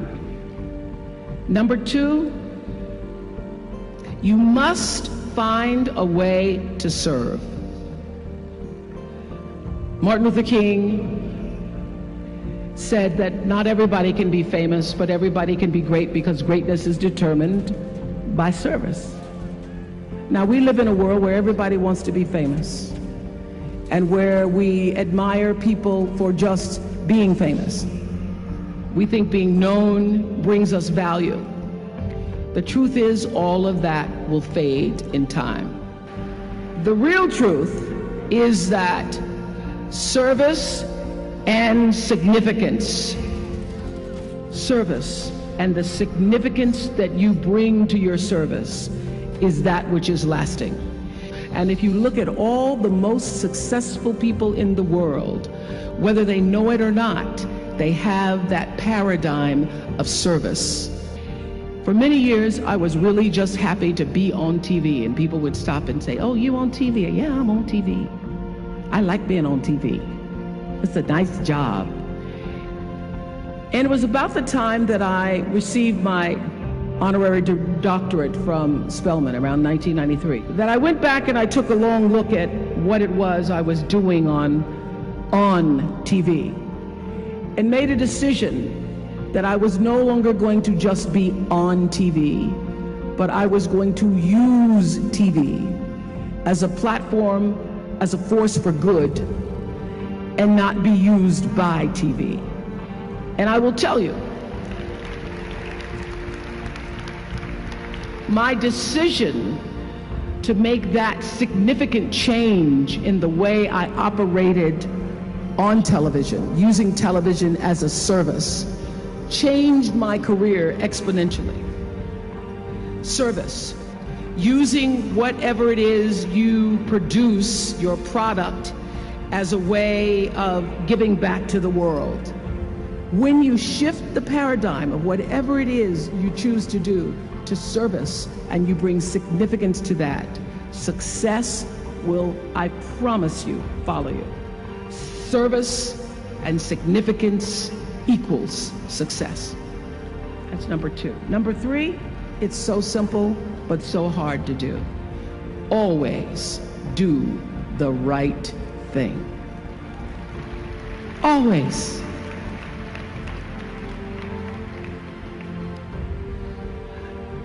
Be excellent. People notice. Think of how you notice. You go to Taco Bell, somebody gives you an extra napkin and some sauce. You notice. You want to go back to that person, because even at Taco Bell, excellence shows itself. Be excellent. Let excellence be your brand. So doing the right thing, even when nobody knows you're doing the right thing, will always bring the right thing to you. I promise you that. Why? Because the third law of motion is always at work. For every action, there's an equal and opposite reaction. That is so true in all of our lives.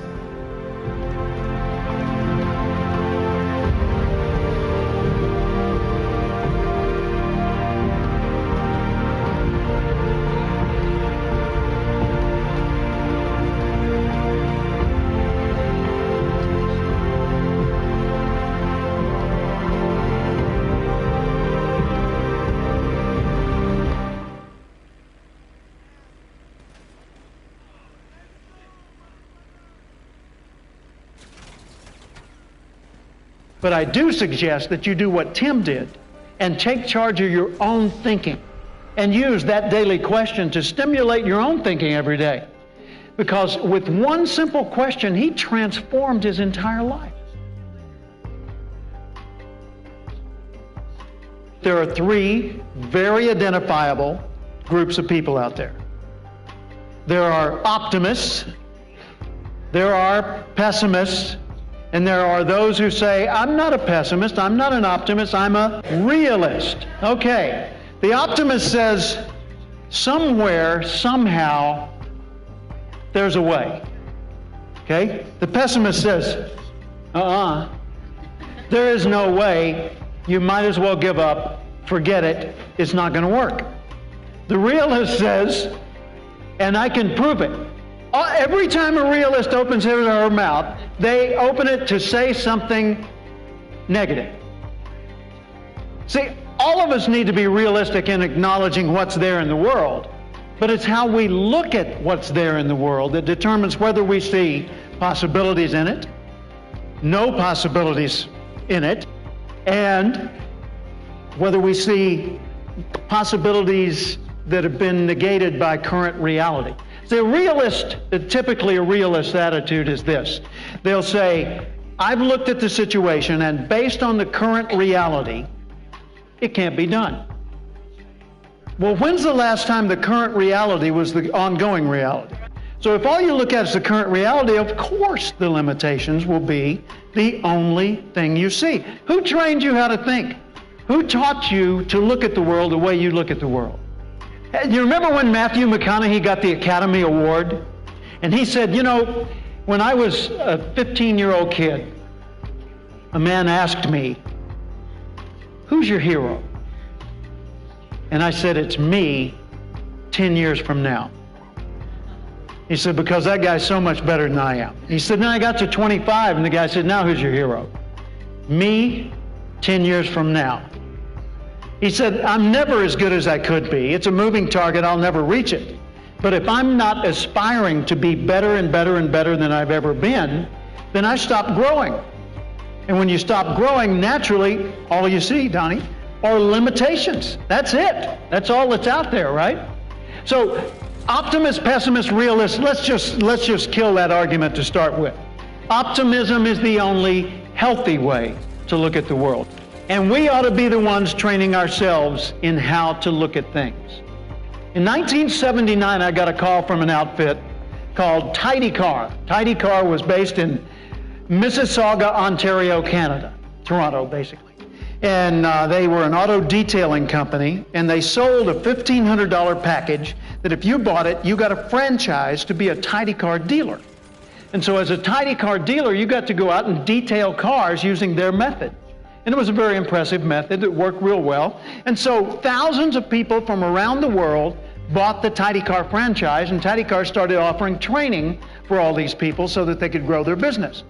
And I was brought in as the flavor of the month to do the training in Chicago in January of 1979. 1979, one of the hardest winters they ever had in that city. They had to dig the cars out. I was there, got to enjoy that. Well, anyway, I was there training this group of Tidy Car people. I had a group about the size of this segment of the audience. And I was doing a seminar on how to build your business. And just, basic business skills, how to build your business. And there was a guy in the front row, 19-year-old kid, had white hair, white eyebrows, innocent-looking face, looked like he'd never had a dirty thought. He's just there like this, and he's writing notes. Everything I say, he's writing it down. And his name's Tim Seward. And at the end of my seminar, he came up and he said, "Excuse me, Mr. Cathcart?" And I said, "Yes." And he said, "Can I ask you a question?" I said, "Sure." He said, "Hey, could I sit with you at lunch?" Okay, so we went to lunch. We sat down together. He asked me 1,000 questions, it seemed. And then he said, "Can I ask one last question?" Okay. "Do you have a quote?" "A quote?" "Yeah, a motto, a slogan, something I could use to motivate myself every day." I said, "No." And he said, "Really?" And I said, No, I have something better. I have a question. And I want you to ask this question to yourself every single day, as often as you can think of, to ask the question. He said, "Okay, what's the question?" I said, "Ask yourself, how would the person I'd like to be do the things I'm about to do?" He said, "So I think of someone I want to be like," and I said, No, that's not it. You think of you in the future, the more advanced, more educated, more enlightened, the more mature, the more successful you. And you ask, how would that version of me do today's tasks? He said, "Oh, I get it." I said, "What do you want to be? What do you want to do? Give me a goal." He said, "I want to be the international sales leader for Tidy Car." I said, "Wow, 19-year-old kid, brand new in the business, no experience, no degree." I thought this is going to be a challenge, but what the heck? I said, "Okay, every day ask yourself, how would the person I'd like to be, the international sales leader, Tim, do today's work?" He said, "Okay." So he went back home to Bay City, Michigan. In Bay City, the first thing he did was write that down on a little card and put it up over his workbench. And then he put it above his bed in the bedroom so he'd see it every day. And then he put it on the visor in his vehicle so that he'd see it even more often. Everywhere he looked, how would the person I'd like to be, in his case it was, how would the international sales leader do what I'm about to do? First thing he did was change the way he dressed. He got rid of the t-shirt and jeans, got some coveralls with Tidy Car on the back, Tim on the pocket. So he's looking official now. He started organizing his files better and being more professional about that. He started doing a better job for each and every customer, following through much more fully, even polishing the inside of their ashtray in the car when he could. And so he did some pretty impressive work for his clients. Well, his clients spread the word, this guy's great. And Tim had so much business, he had to hire other people. So when he hired other people to help him, he needed a permanent location, so he bought a service station lease and had a location, and he was doing great. His business thrived. Fast forward, end of the year, Tidy Car calls me. They said, "Jim, we want you to come to New Orleans, be the keynote speaker at our International Sales Convention. Hilton Hotel, French Quarter. I go to New Orleans, sure enough, you know, big, beautiful hotel room, everything's set up elegant as can be. Up on the stage, right over here, there is a white Chevrolet Corvette. They're gonna give that to the international sales leader. So nobody knows who's won, but everybody knows who's in the running, and of course Tim's one of those in the running. But anyway, the evening goes on, I do my speech, and I turn the mic over to Gary Goranson, the president of the company. He comes up to the front. What's going on? He says, ladies and gentlemen, you're not gonna believe the contest this year. Okay. He said, talk about close. The person in position number 2 led number 3 by only 1 point. 3 led 4 by 1 point. 4 led 5 by 2 points. 5 led 6 by 1 point. It was close, except for number 1. The person who won the contest, number 1, led number 2 by 300 points. For first place, there was no contest. Welcome with me, your international sales leader from Bay City, Michigan, Tim Seward. The place went insane. Man, I mean, music's playing, spotlights are sweeping the room. The people love Tim. They picked him up on their shoulders. They're dancing around the room. But I do suggest that you do what Tim did and take charge of your own thinking and use that daily question to stimulate your own thinking every day. Because with one simple question, he transformed his entire life. He did. I didn't do it. He did it. So in 1998, I flew to Fort Myers, Florida, and I was met at the airport. Now remember, this is a long time later. That was 79. 98, I fly to Fort Myers, and I'm met at the airport by a 39-year-old man named Tim Seward. Exactly. We drive to his home in Naples, and we dine by his indoor swimming pool. And he tells me about his life. And I said, what did you do? He said, well, I built my tiny car franchise, and I was really successful. And then I sold it. So I built another business supplying people like that, and I sold that and built a third business, and I just sold that this last December for $7 million. I said, Tim, I just got one question. He said, what's that? Do you have a quote, slogan, you know, a motto I could use to motivate myself every day? He said, yeah, Jim. Every day, ask yourself, how would the person I'd like to be do the things I'm about to do? We need to take charge of training our thinking.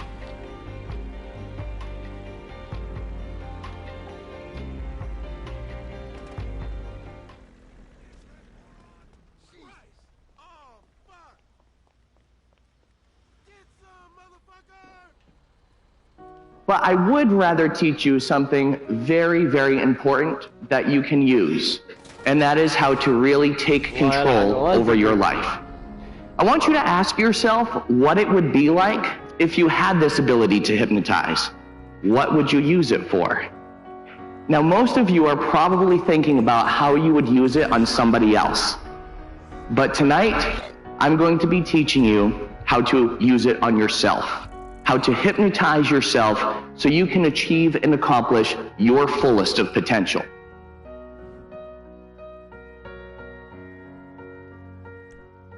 So ask yourself, if you could accomplish something better, what would you do? What could you use it for? So when I teach you this tool, when I teach you self-hypnosis, I want you to develop a better picture of yourself and ask yourself what you'll be able to accomplish. If you're a student, maybe you'll be able to get better grades, eliminate exam anxiety, or to develop a superpower memory. If you're in business, maybe you'll be able to do better, be more productive, and as a result, make more money, which everybody loves money, right? But what I really want you to realize is this. It all starts with how you think. You see, I find that many people go to bed stressed, and they wake up worried and anxious.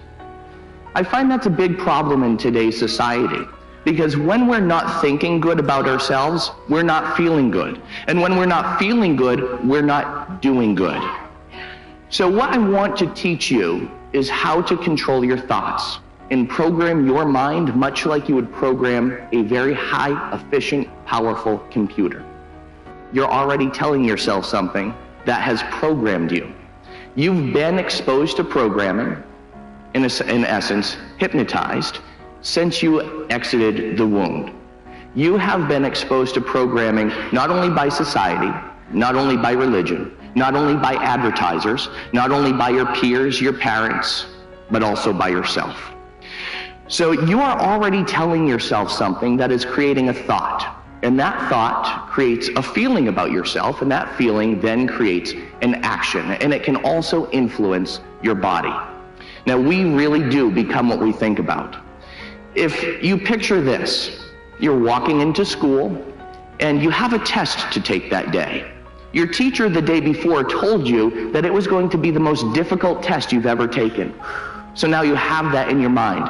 You've created that thought, and you're thinking to yourself, no matter how much you study, you're destined to fail. Unfortunately, a lot of people are sending those messages to other people outside of their realm. It's time to control it, to eliminate that external program, and to learn how to start programming ourselves, to start thinking better so we start feeling better, to start feeling better so we start acting better. And it really is congruent. So now I'm going to teach you how you all become what you think about. So I want you to follow along with me for a moment. If you can, take your hands, clasp them together, just like this. Good. Take your 2 index fingers and put them out just like that. Wonderful. As you do this, I want everyone to look at me for a moment. Now, in a moment, I will count forward from 1 up to 3. On my count of 3, I want you to do 3 things. And don't worry, this isn't going to put you to sleep or cast a spell on you. But on my count of 3, I'd like you to separate your 2 index fingers, look at them, and then listen to my voice. When you do, you're going to see something absolutely amazing happen. Get ready. Here we go. 1, 2, 3. Separate your fingers, look at them. They're going to touch. Imagine what it would be like for 2 rubber bands attached to your fingers, pulling them closer and closer together. Imagine what it would be like for magnets to be attached to your fingers, pulling them closer and closer together until they touch. That space between your fingers gets smaller and smaller. It may happen slow, it may happen fast. But when your fingers touch, you can take them apart. They'll actually touch faster the second time. Watch as it happens now. Now, ladies and gentlemen, you can take your hands apart. I know it's a freaky feeling, but shake your hands out just like that. Good. If that worked for you, you've just been hypnotized. That's it. That's all it is. I find that people have this fear about hypnosis, that they think it's actually mind control or the work of the devil. They think that it's sleep or being unconscious. But you go into hypnosis every single day, several times a day. If you drive, think about this. You're driving to your destination, all of a sudden you zone out. You end up at your destination, you don't even remember how you got there, right? That's called road hypnosis. How about this? You see somebody texting on their cell phone. You walk in, that person is so focused on that text message, you start talking to them, but they have no clue what you're saying, right? That is hypnosis. Hypnosis is just a natural, altered, zone-focused state, and I'm going to teach you now how to use it effectively and efficiently. At night, as we fall asleep, we go into a natural zone state, a natural receptive state. And just like this exercise that you just did, where you thought about something and it happened, you see your thoughts became congruent with your bodily functions and actions. The same thing is true at night when you fall asleep. When you fall asleep, you go into a natural receptive state. So I say, let's use that receptive state. For the last 5 minutes as you're falling asleep at night, instead of worrying about what's going to happen tomorrow or being anxious about what's going to happen next week, I want you to think of what you would like to accomplish to be better. I'd like you to make a little movie in your mind of what the ideal you would be like. Now, if the ideal you sounds a little intimidating, just think about what you want tomorrow to be like, how you want tomorrow to go. If you have something that would otherwise stress you out, let's say maybe going for a job promotion or going for a job interview, maybe going in to take a test, exam, or quiz in school, and you think naturally or normally that you'll be stressed out about that, see yourself at night as you fall asleep going into that job interview with your head held high. And imagine what it would be like for you to walk out landing that job. If you're taking a test in school, imagine walking into that testing room, filling out the exam to the best of your abilities, using that as an opportunity to show what you know, and walking out knowing that you did well. When you begin to formulate these pictures in your mind, you have a better chance of things going that way. As you fall asleep at night, you go into that focused zone state. So my friends, I tell you today, let's use it. Let's start thinking better about ourselves. And when we start thinking better, we'll start feeling better. When we start feeling better, we'll start doing better. When you do this technique at night, and it only takes about 5 minutes, that's all you have to do, but it's only for the people who really want to do better, right? And you all want to do better, don't you? Absolutely. So what I'd like you to do is just practice this. Try it out. Make it a ritual. For when you fall asleep at night, make a little movie in your mind of how you want tomorrow to go, or how you want to be as your ideal self. It could be a goal that you have in mind. It could be something that you'd like to just accomplish and do better at. But when you play that picture over and over in your mind, it will be more likely to become your reality. And then thus, you have hypnotized yourselves. That's it. Hypnotize yourself into being better, doing better, feeling better, and thinking better. So ladies and gentlemen, I tell you today, when you do this exercise, and this is an exercise I've been doing every night since I've been in 7th grade, and it works. Once you do this exercise, and you make it a nightly ritual, you'll notice within about 2 weeks, you'll start to feel more empowered, more inspired, more confident, and more motivated, and more productive. Maybe you'll be getting better grades. Maybe you'll be making more money. Maybe you'll be getting more work done a lot easier, quicker, and faster. I teach this same technique to athletes, to business people, to help them achieve their full potential. And to the casual observer, hypnosis might look like you're putting people to sleep, but by doing this exercise, what you're actually doing is awakening a part of your mind. And as a result, you're also awakening within you hidden skills, attributes, resources, and talents that you might not even know that you have had at your disposal. And you can start using those for your benefit. So I tell you tonight, you can program yourself at night for what you want to do tomorrow. You can awaken your mind, and as you awaken your mind, maybe you'll even change the world you're living in.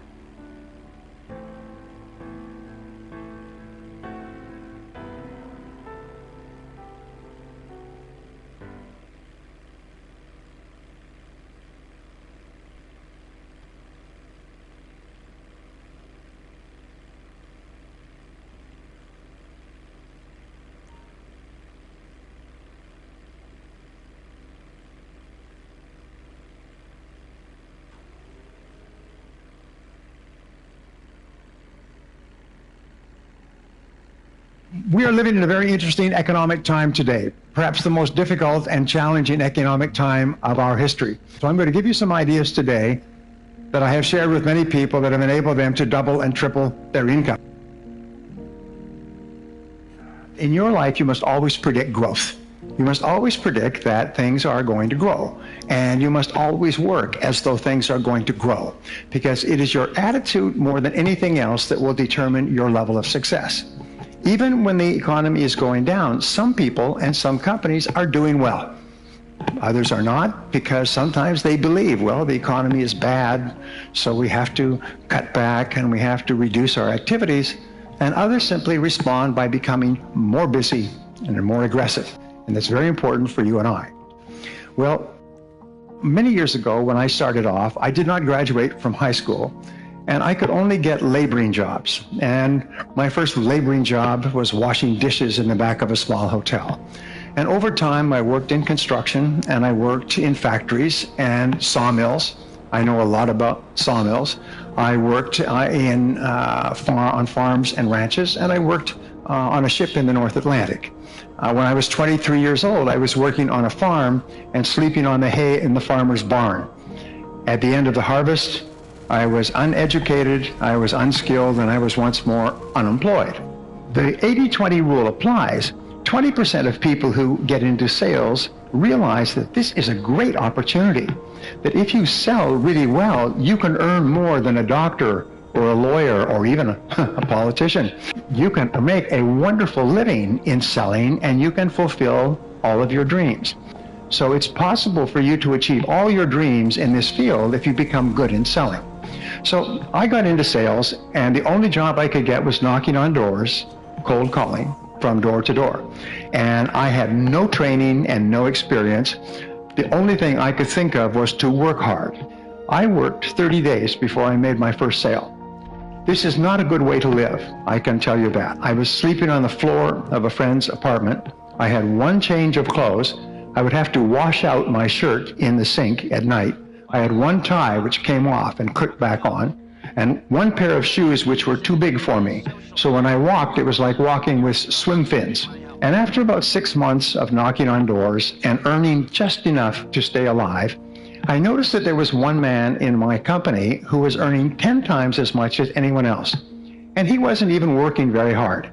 He would start work at 9 or 9:30. He would go out, or a client would come into the office, or he would go out and visit a client. He would have lunch with another prospective customer. He would make sales in the afternoon, and he would quit at 4:30 or 5.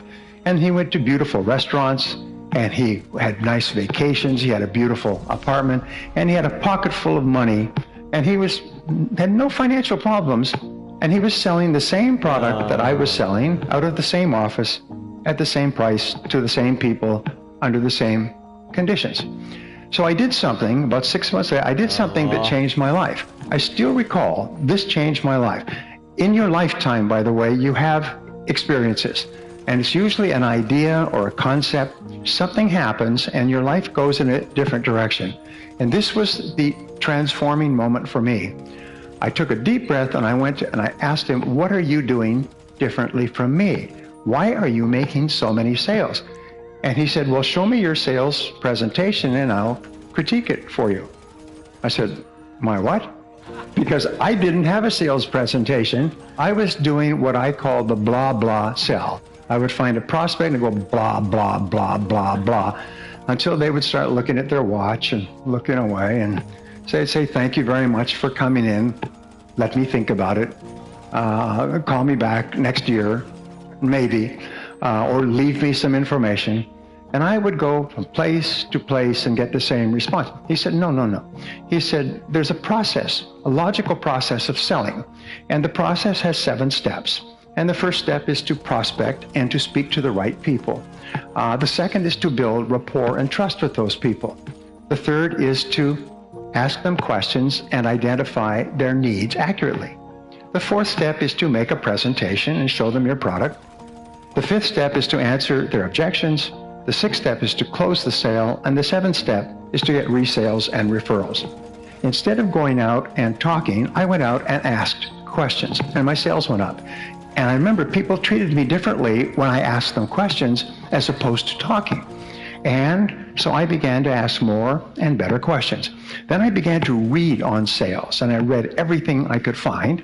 And then I would listen to audio programs. And then I would actually started going to sales seminars. And I did 2 things which really had a profound effect on my career. Number one is when I heard a new thing, I would immediately try it out. I noticed that many other people heard the same things, but they took no action. They wouldn't take any action at all, whereas when I heard something new, I would run out and I would try it out quickly. Number 2 thing that I learned is that nothing works. Even the best ideas don't work. At least they don't work the first time.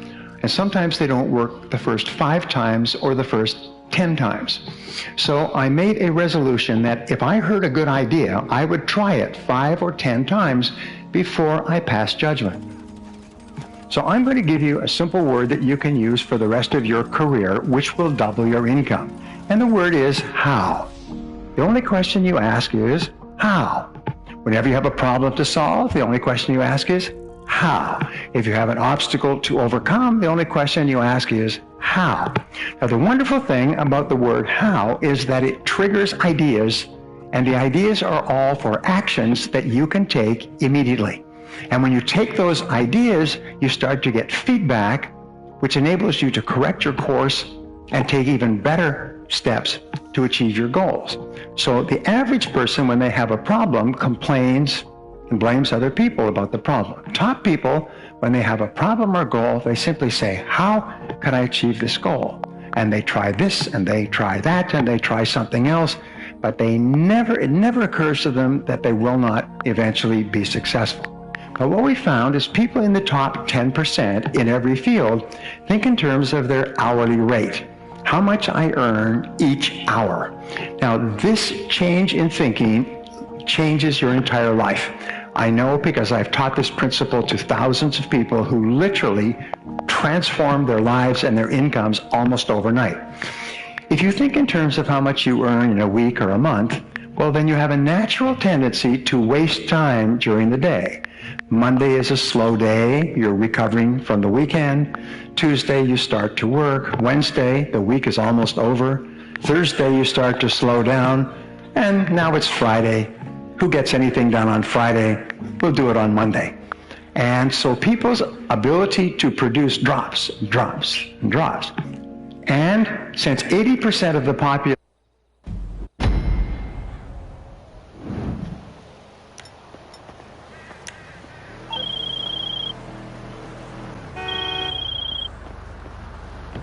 Unfortunately, your friend escaped. We'll deal with the situation properly next time.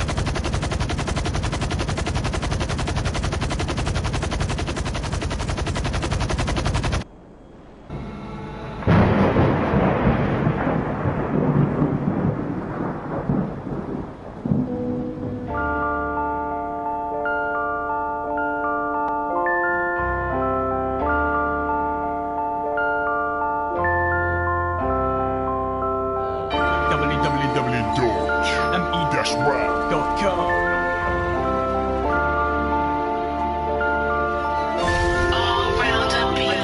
كل من وقف الطريق ونقص من طموح شعره، لو كان كائن من يكون متن الصحبة والعشرة. كل من صار بحياتي حاجز وفكر فدوم يضرني، اعتبره غصن بالشجر وهالغصن بيدي اكسره. ما اهتم ساحب عالدنيا واللي براسي انا يصير، دومي الاول بطموحي وفشل انا الاخير. اكثر من شعري يكرهوني ومو عارف شنو السبب، عادي ما يهزوني ولد الحرام دامي ابن الخيار. قالوا ما توصل وصلت، قالوا ما تنجح ونجحت، قالوا ايه انت فاشل وبعمرك لا مربحت. ما دمرت بس فكرت كيف العبها انا صح، كل ما يكسر بطموحي وبطموحي انا اطمح. فشلت وما يأثر علي ولا يهز مني شعره، كل من خلى راسه براسي وبسهوله انا عبره. كل ظنك انا اوقع اخذ مني هالعباره، I born to win وانت ولادك الخساره. Success is my middle name, I'm way up and you're still the same. Don't you ever try to knock me down, cause what goes around always comes around. Success is my middle name, I'm way up and you're still the same. Don't you ever try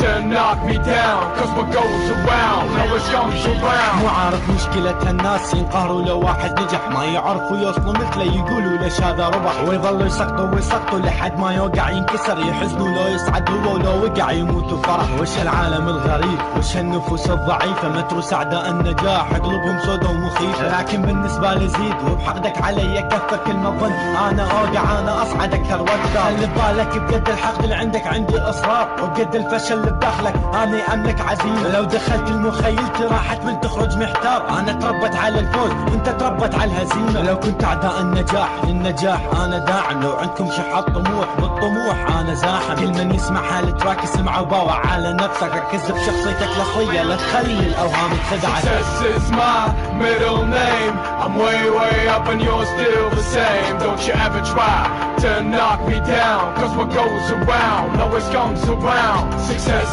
is my middle name, I'm way up and you're still the same. Don't you ever try to knock me down, cause what goes around always comes around. Cause what goes around always comes around. Don't you ever try to knock me down. Killzone Army.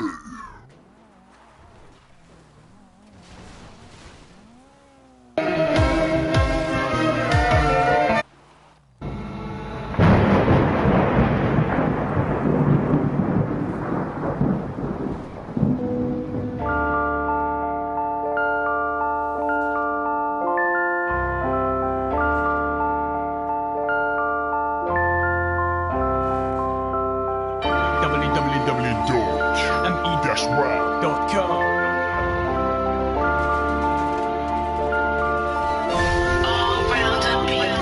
كل من وقف الطريق ونقص من طموح شعره، لو كان كائن من يكون متن الصحبة والعشرة. كل من صار بحياتي حاجز وفكر فدوم يضرني، اعتبره غصن بالشجر وهالغصن بيدي اكسره. ما اهتم ساحب عالدنيا واللي براسي انا يصير، دومي الاول بطموحي وفشل انا الاخير. اكثر من شعري يكرهوني ومو عارف شنو السبب، عادي ما يهزوني ولد الحرام دامي ابن الخيار. قالوا ما توصل وصلت، قالوا ما تنجح ونجحت، قالوا ايه انت فاشل وبعمرك لا مربحت. ما دمرت بس فكرت كيف العبها انا صح، كل ما يكسر بطموحي وبطموحي انا اطمح. فشلت وما يأثر علي ولا يهز مني شعره، كل من خلى راسه براسي وبسهوله انا عبره. كل ظنك انا اوقع اخذ مني هالعباره، I born to win وانت ولادك الخساره. Success is my middle name, I'm way up and you're still the same. Don't you ever try to knock me down, cause what goes around always comes around. Success is my middle name, I'm way up and you're still the same. Don't you ever try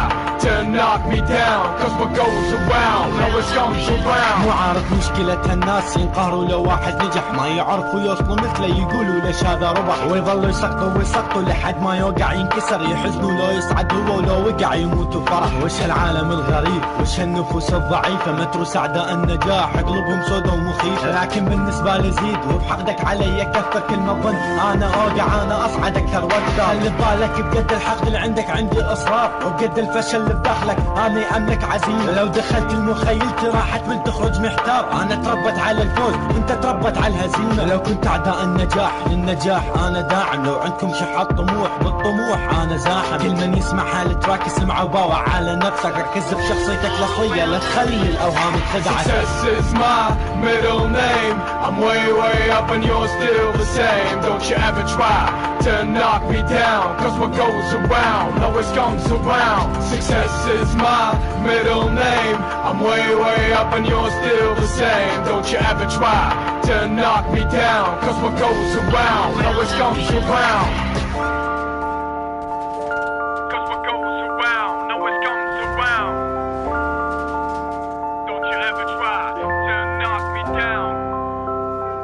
Zone Army!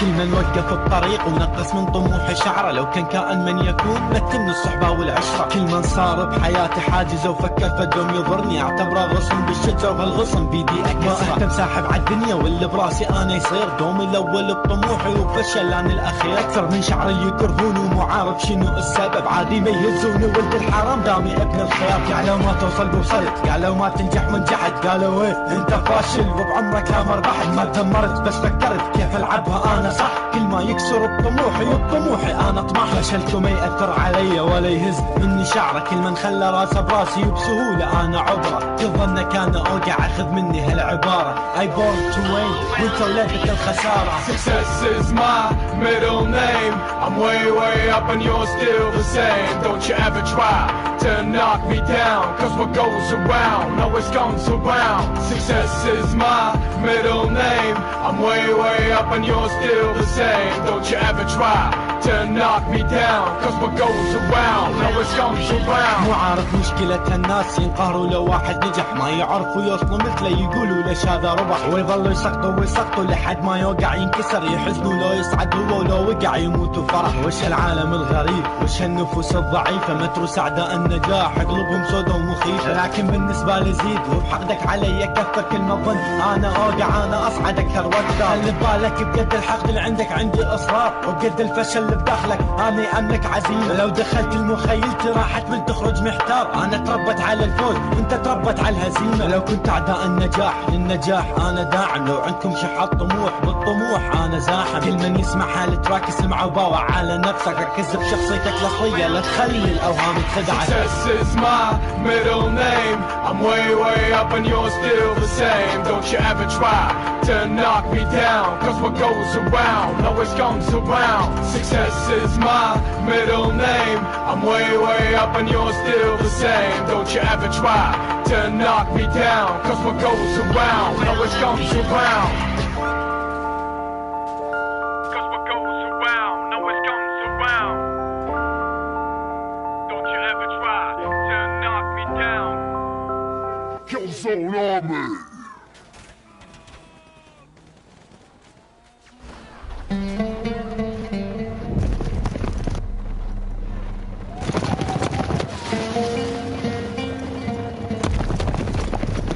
من هالأرض.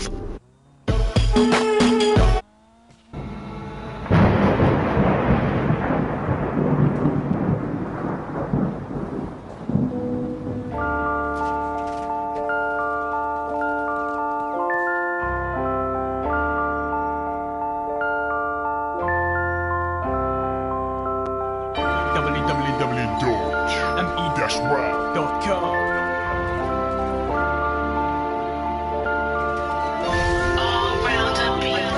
كل من وقف بطريق ونقص من طموحه شعره، لو كان كائن من يكون مثلني الصحبة والعشرة. كل من صار بحياتي حاجز وفكر فدوم يضرني اعتبره غصن بالشجر وهالغصن بيدي اكسره. ما اهتم ساحب عالدنيا واللي براسي انا يصير دومي الاول بطموحي وبفشل انا الاخير. اكثر من شعر اللي يكرهوني ومو عارف شنو السبب، عادي ما يهزوني ولد الحرام دامي ابن الخيار. قالوا ما توصل وصلت، قالوا ما تنجح ونجحت، قالوا ايه انت فاشل وبعمرك لا مربحت. ما دمرت بس فكرت كيف العبها انا صح، كل ما يكسر بطموحي انا اطمح. فشلت وما ياثر علي ولا يهز مني شعره، كل من خلى راسه براسي وبسهوله انا عبره. كل ظنك انا اوقع اخذ مني هالعباره I born to win وانت ولادة الخساره. Success is my middle name. I'm way up and you're still the same. Don't you ever try to knock me down, cause what goes around always comes around. Success is my middle name. I'm way up and you're still the same. Don't you ever try to knock me down, cause what goes around always comes around. مو عارف مشكلة الناس ينقهروا لو واحد نجح، ما يعرفوا يوصلوا مثله يقولوا ليش هذا ربح، ويظلوا يسقطوا لحد ما يوقع ينكسر. يحزنوا لو يصعد هو ولو وقع يموتوا فرح. وش العالم الغريب وش النفوس الضعيفة، متروس اعداء النجاح قلوبهم سودة ومخيفة. لكن بالنسبة لي زيد وبحقدك علي كثر، كل ما ظن انا اوقع انا اصعد اكثر واكثر. خلي ببالك بقد الحقد اللي عندك عندي اصرار، وبقد الفشل اللي بداخلك انا املك عزيمة. لو دخلت المخيلتي راح تمل تخرج محتار، انا تربت على الفوز وانت تربت على الهزيمة. لو كنت اعداء النجاح للنجاح انا داعم، لو عندكم شحات طموح بالطموح انا زاحم. كل من يسمع حالة اسمع وباوع على نفسك، ركز بشخصيتك الاصلية لا تخلي الاوهام تخدعك. Success is my middle name. I'm way up and you're still the same. Don't you ever try to knock me down, cause what goes around always comes around. Success is my middle name. I'm way up and you're still the same. Don't you ever try to knock me down, cause what goes around always comes around. Cause what goes around always comes around. Don't you ever try to knock me down. Killzone Army. ايه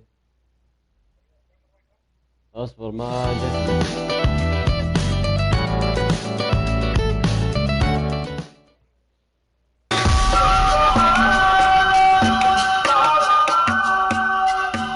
ايه جتني ايه جتني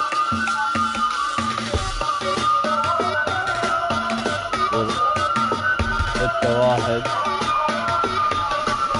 9-9 1-8.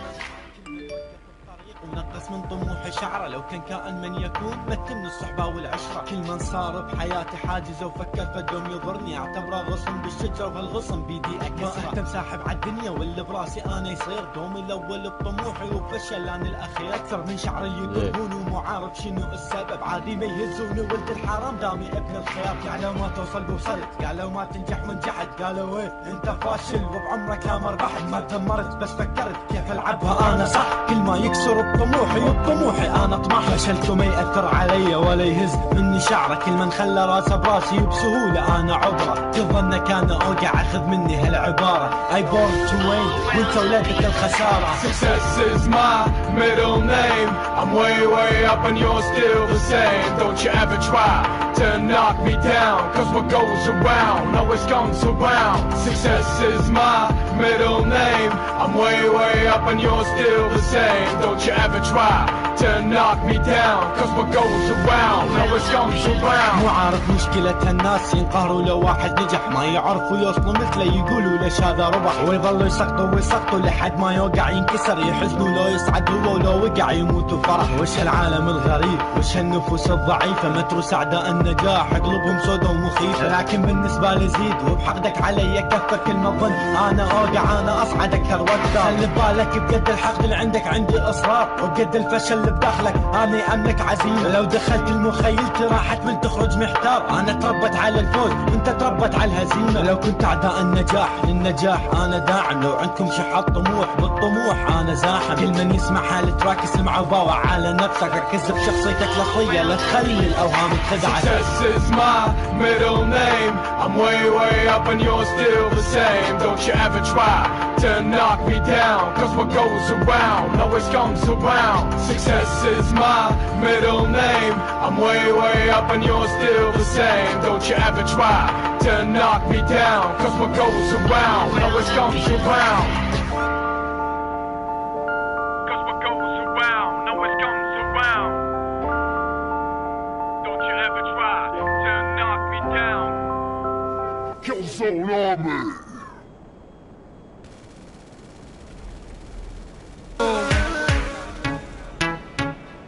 يا هويد عليك يا هويد عليك نارك ولا جنتها عليك.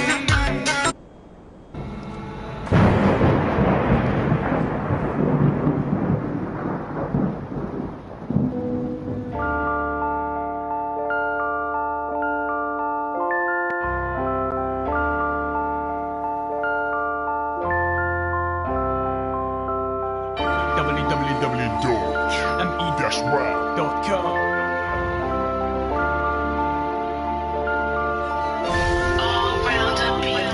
كل من وقف بطريق ونقص من طموحه شعره، لو كان كائن من يكون متن الصحبة والعشرة. كل من صار بحياتي حاجزه وفكر فدهم يضرني، اعتبره غصن بالشجر وهالغصن بيدي اكسره. ما اهتم ساحب عالدنيا واللي براسي انا يصير، دومي الاول بطموحي وفشل انا الاخير. اكثر من شعر يكرهوني ومو عارف شنو السبب، عادي ما يهزوني ولد الحرام دامي ابن الخير. قالوا ما توصل بوصلت، قالوا ما تنجح ونجحت، قالوا ايه انت فاشل وبعمرك لا مربحت. ما دمرت بس فكرت كيف العبها انا صح، كل ما يكسر بطموحي وبطموحي انا اطمح. فشلكم ما ياثر علي ولا يهز مني شعره، كل من خلى راسه براسي وبسهوله انا عبره. يظنك انا اوقع اخذ مني هالعباره، I born to win وانت ولدت الخساره. Success is my middle name. I'm way, way up and you're still the same. Don't you ever try to knock me down. Cause what goes around always comes around. Success is my middle name.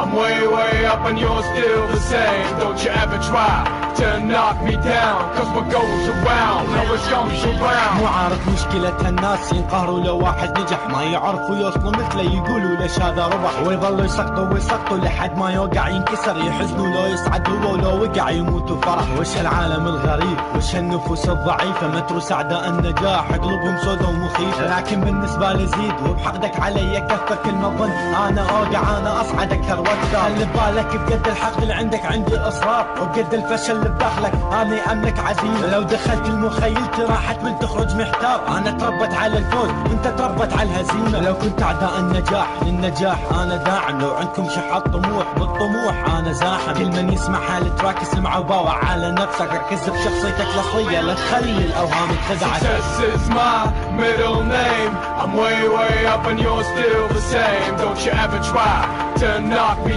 down. Cause what goes around always comes around. Success is my middle name.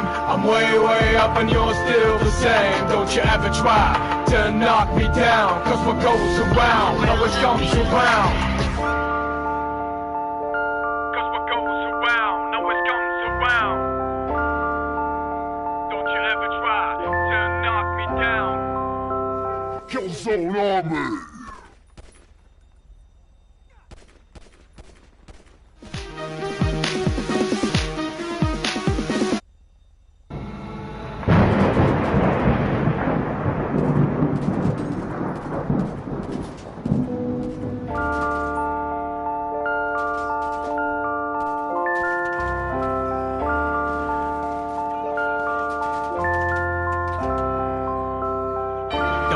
www.me-rap.com.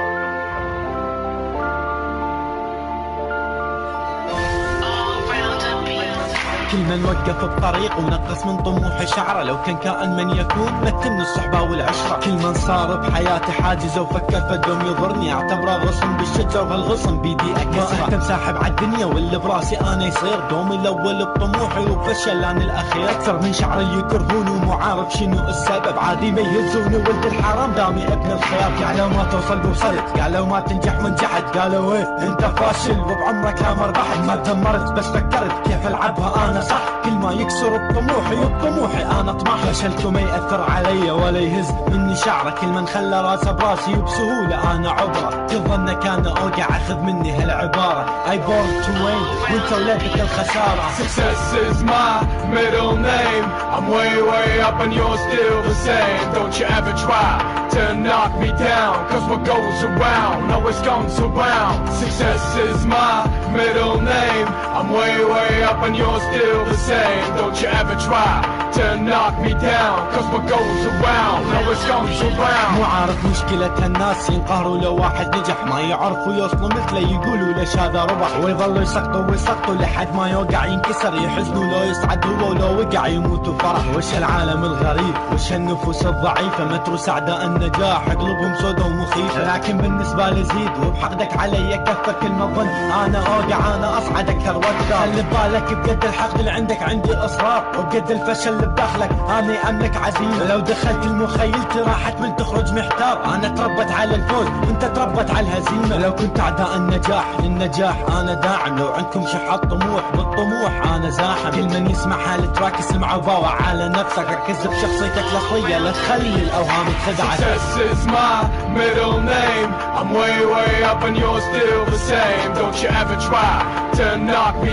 down, cause what goes around always comes around. Success is my middle name. I'm way up and you're still the same. Don't you ever try to knock me down, cause what goes around always comes around. Cause what goes around always comes around. Don't you ever try to knock me down. Killzone Army!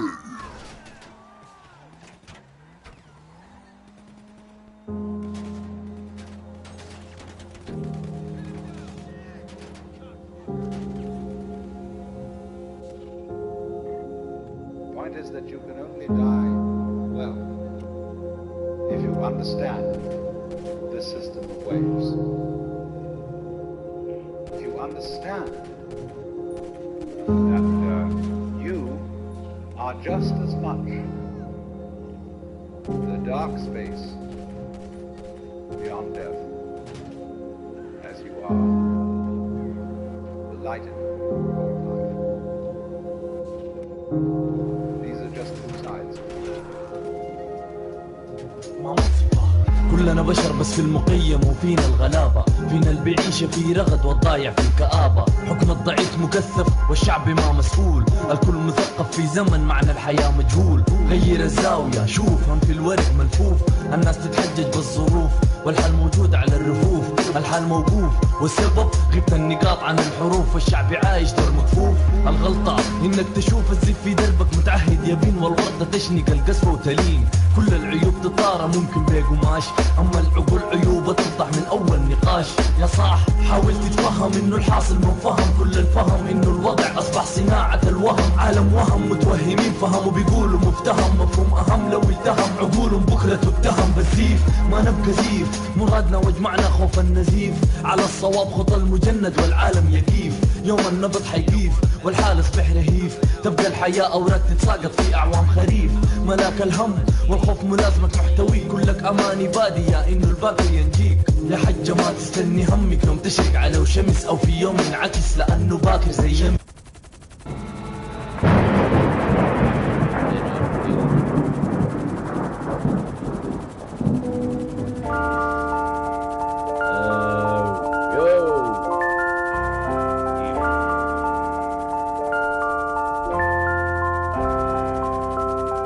www.me-rap.com.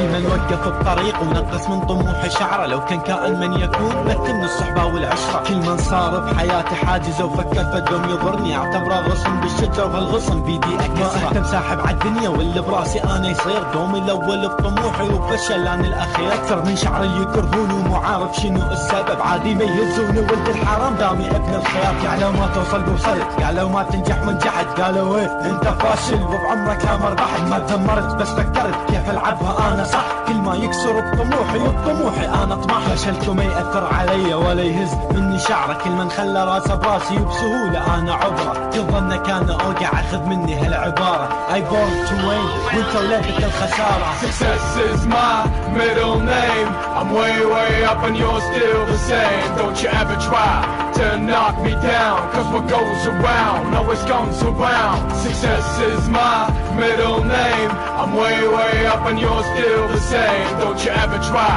to knock me down, cause what goes around always comes around. مو عارف مشكلة هالناس ينقهروا لو واحد نجح، ما يعرفوا يوصلوا مثله يقولوا ليش هذا ربح. ويظلوا يسقطوا لحد ما يوقع ينكسر، يحزنوا لو يصعد هو ولو وقع يموتوا فرح. وش هالعالم الغريب، وش هالنفوس الضعيفة، متروس اعداء النجاح قلوبهم سودا ومخيفة. لكن بالنسبة لي زيد وبحقدك علي كفة، كل ما ظن انا اوقع انا اصعدك هالوقت. خلي بالك بقد الحق اللي عندي اصرار، وبقد الفشل اللي بداخلك انا املك عزيمة. لو دخلت المخيلتي راح تمل تخرج محتار، انا تربت على الفوز وانت تربت على الهزيمة. لو كنت اعداء النجاح للنجاح انا داعم، لو عندكم شحات طموح بالطموح انا زاحم. كل من يسمع هالتراك اسمع وباوع على نفسك، ركز بشخصيتك الاصلية لا تخلي الاوهام تخدعك. Success is my middle name, I'm way up and you're still the same. Don't you ever try to knock me down, cause what goes around always comes around. Success is my middle name, I'm way up and you're still the same. Don't you ever try to knock me down, cause what goes around always comes around. Cause what goes around always comes around. Don't you ever try to knock me down. Killzone Army. اوه هذا يا www.me-rap.com. اكيد خويو ريكورد سجل يا تاريخ خويو، داخل يسدد لك مات ضربات لكن فات الوقت راح امدد. انا كني بركان يا من فات لو بهدد، داخل روسي فمنو ند الروسي علي يحدد. انا نازل دحين ما فيش وقت مستقطع، داخل احسن الساحه اللي كانها مستنقع. الامور ما هي ماشيه فكيف بتمشي الامور اكيد راح تمشي اذا حبل الكذب اقطع. انا قاطع ايكو ار1 بتلف مسيرتك، فكيف بتنغز وبتحكي انه جبنا سيرتك، وفوق ما عملناك كويس هدت بديرتك. السخط حيرتك السخط ديرتك عمسيرتك، لازم اتعامل بقسوه لانه بتكون ترباي. ما تتنمرد يا نمرود يا زور ركساي، انا ماني قدك لكن لو قدك حكسر لك سنونك. ما تفرق معي يا خالي، شوفك كم واحد وراي يا خالي. ركز يا خالي انا ابد ما امزح، لكن لو حطيت خصمي في راسي طوالي بمسح. طوالي راح اجلي ما بخاف منه لانه لو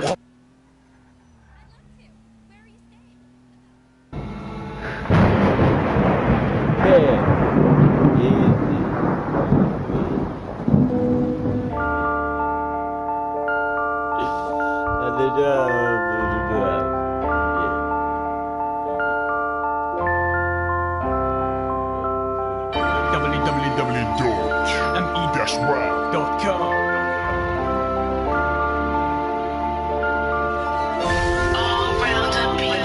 كل من وقف بطريق ونقص من طموحي شعره، لو كان كائن من يكون مثل من الصحبة والعشرة. كل من صار بحياتي حاجز وفكر فدوم يضرني، اعتبره غصن بالشجر وهالغصن بيدي اكسره. ما اهتم ساحب عالدنيا واللي براسي انا يصير، دومي الاول بطموحي.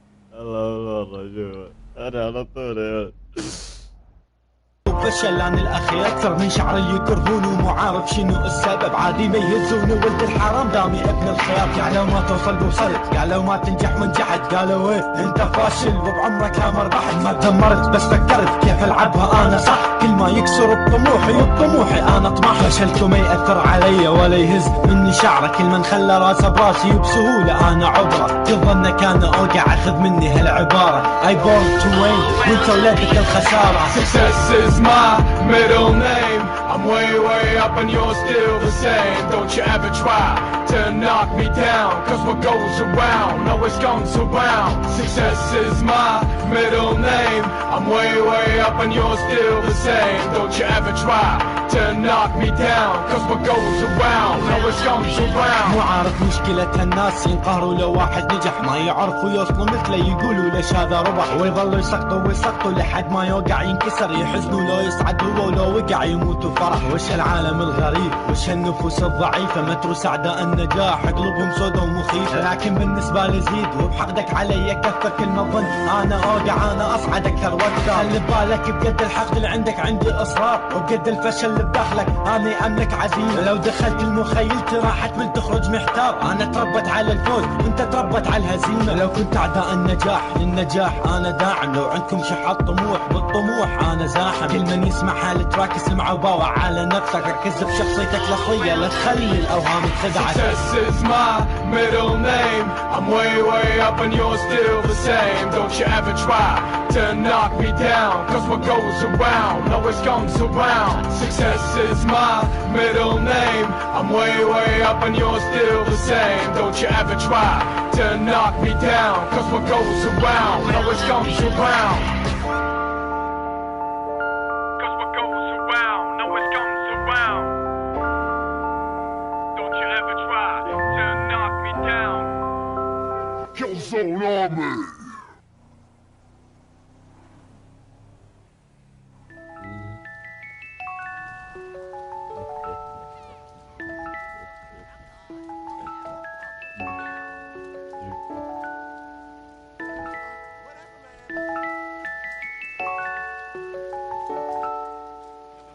www.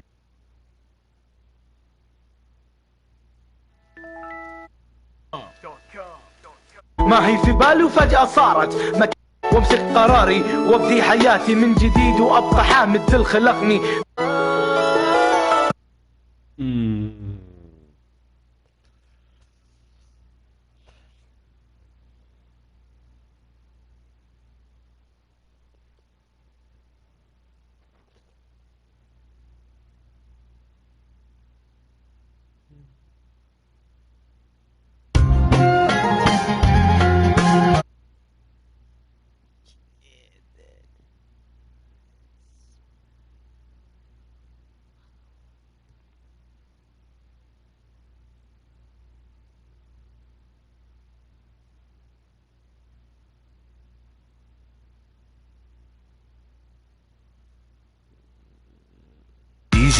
أبو حرب FM.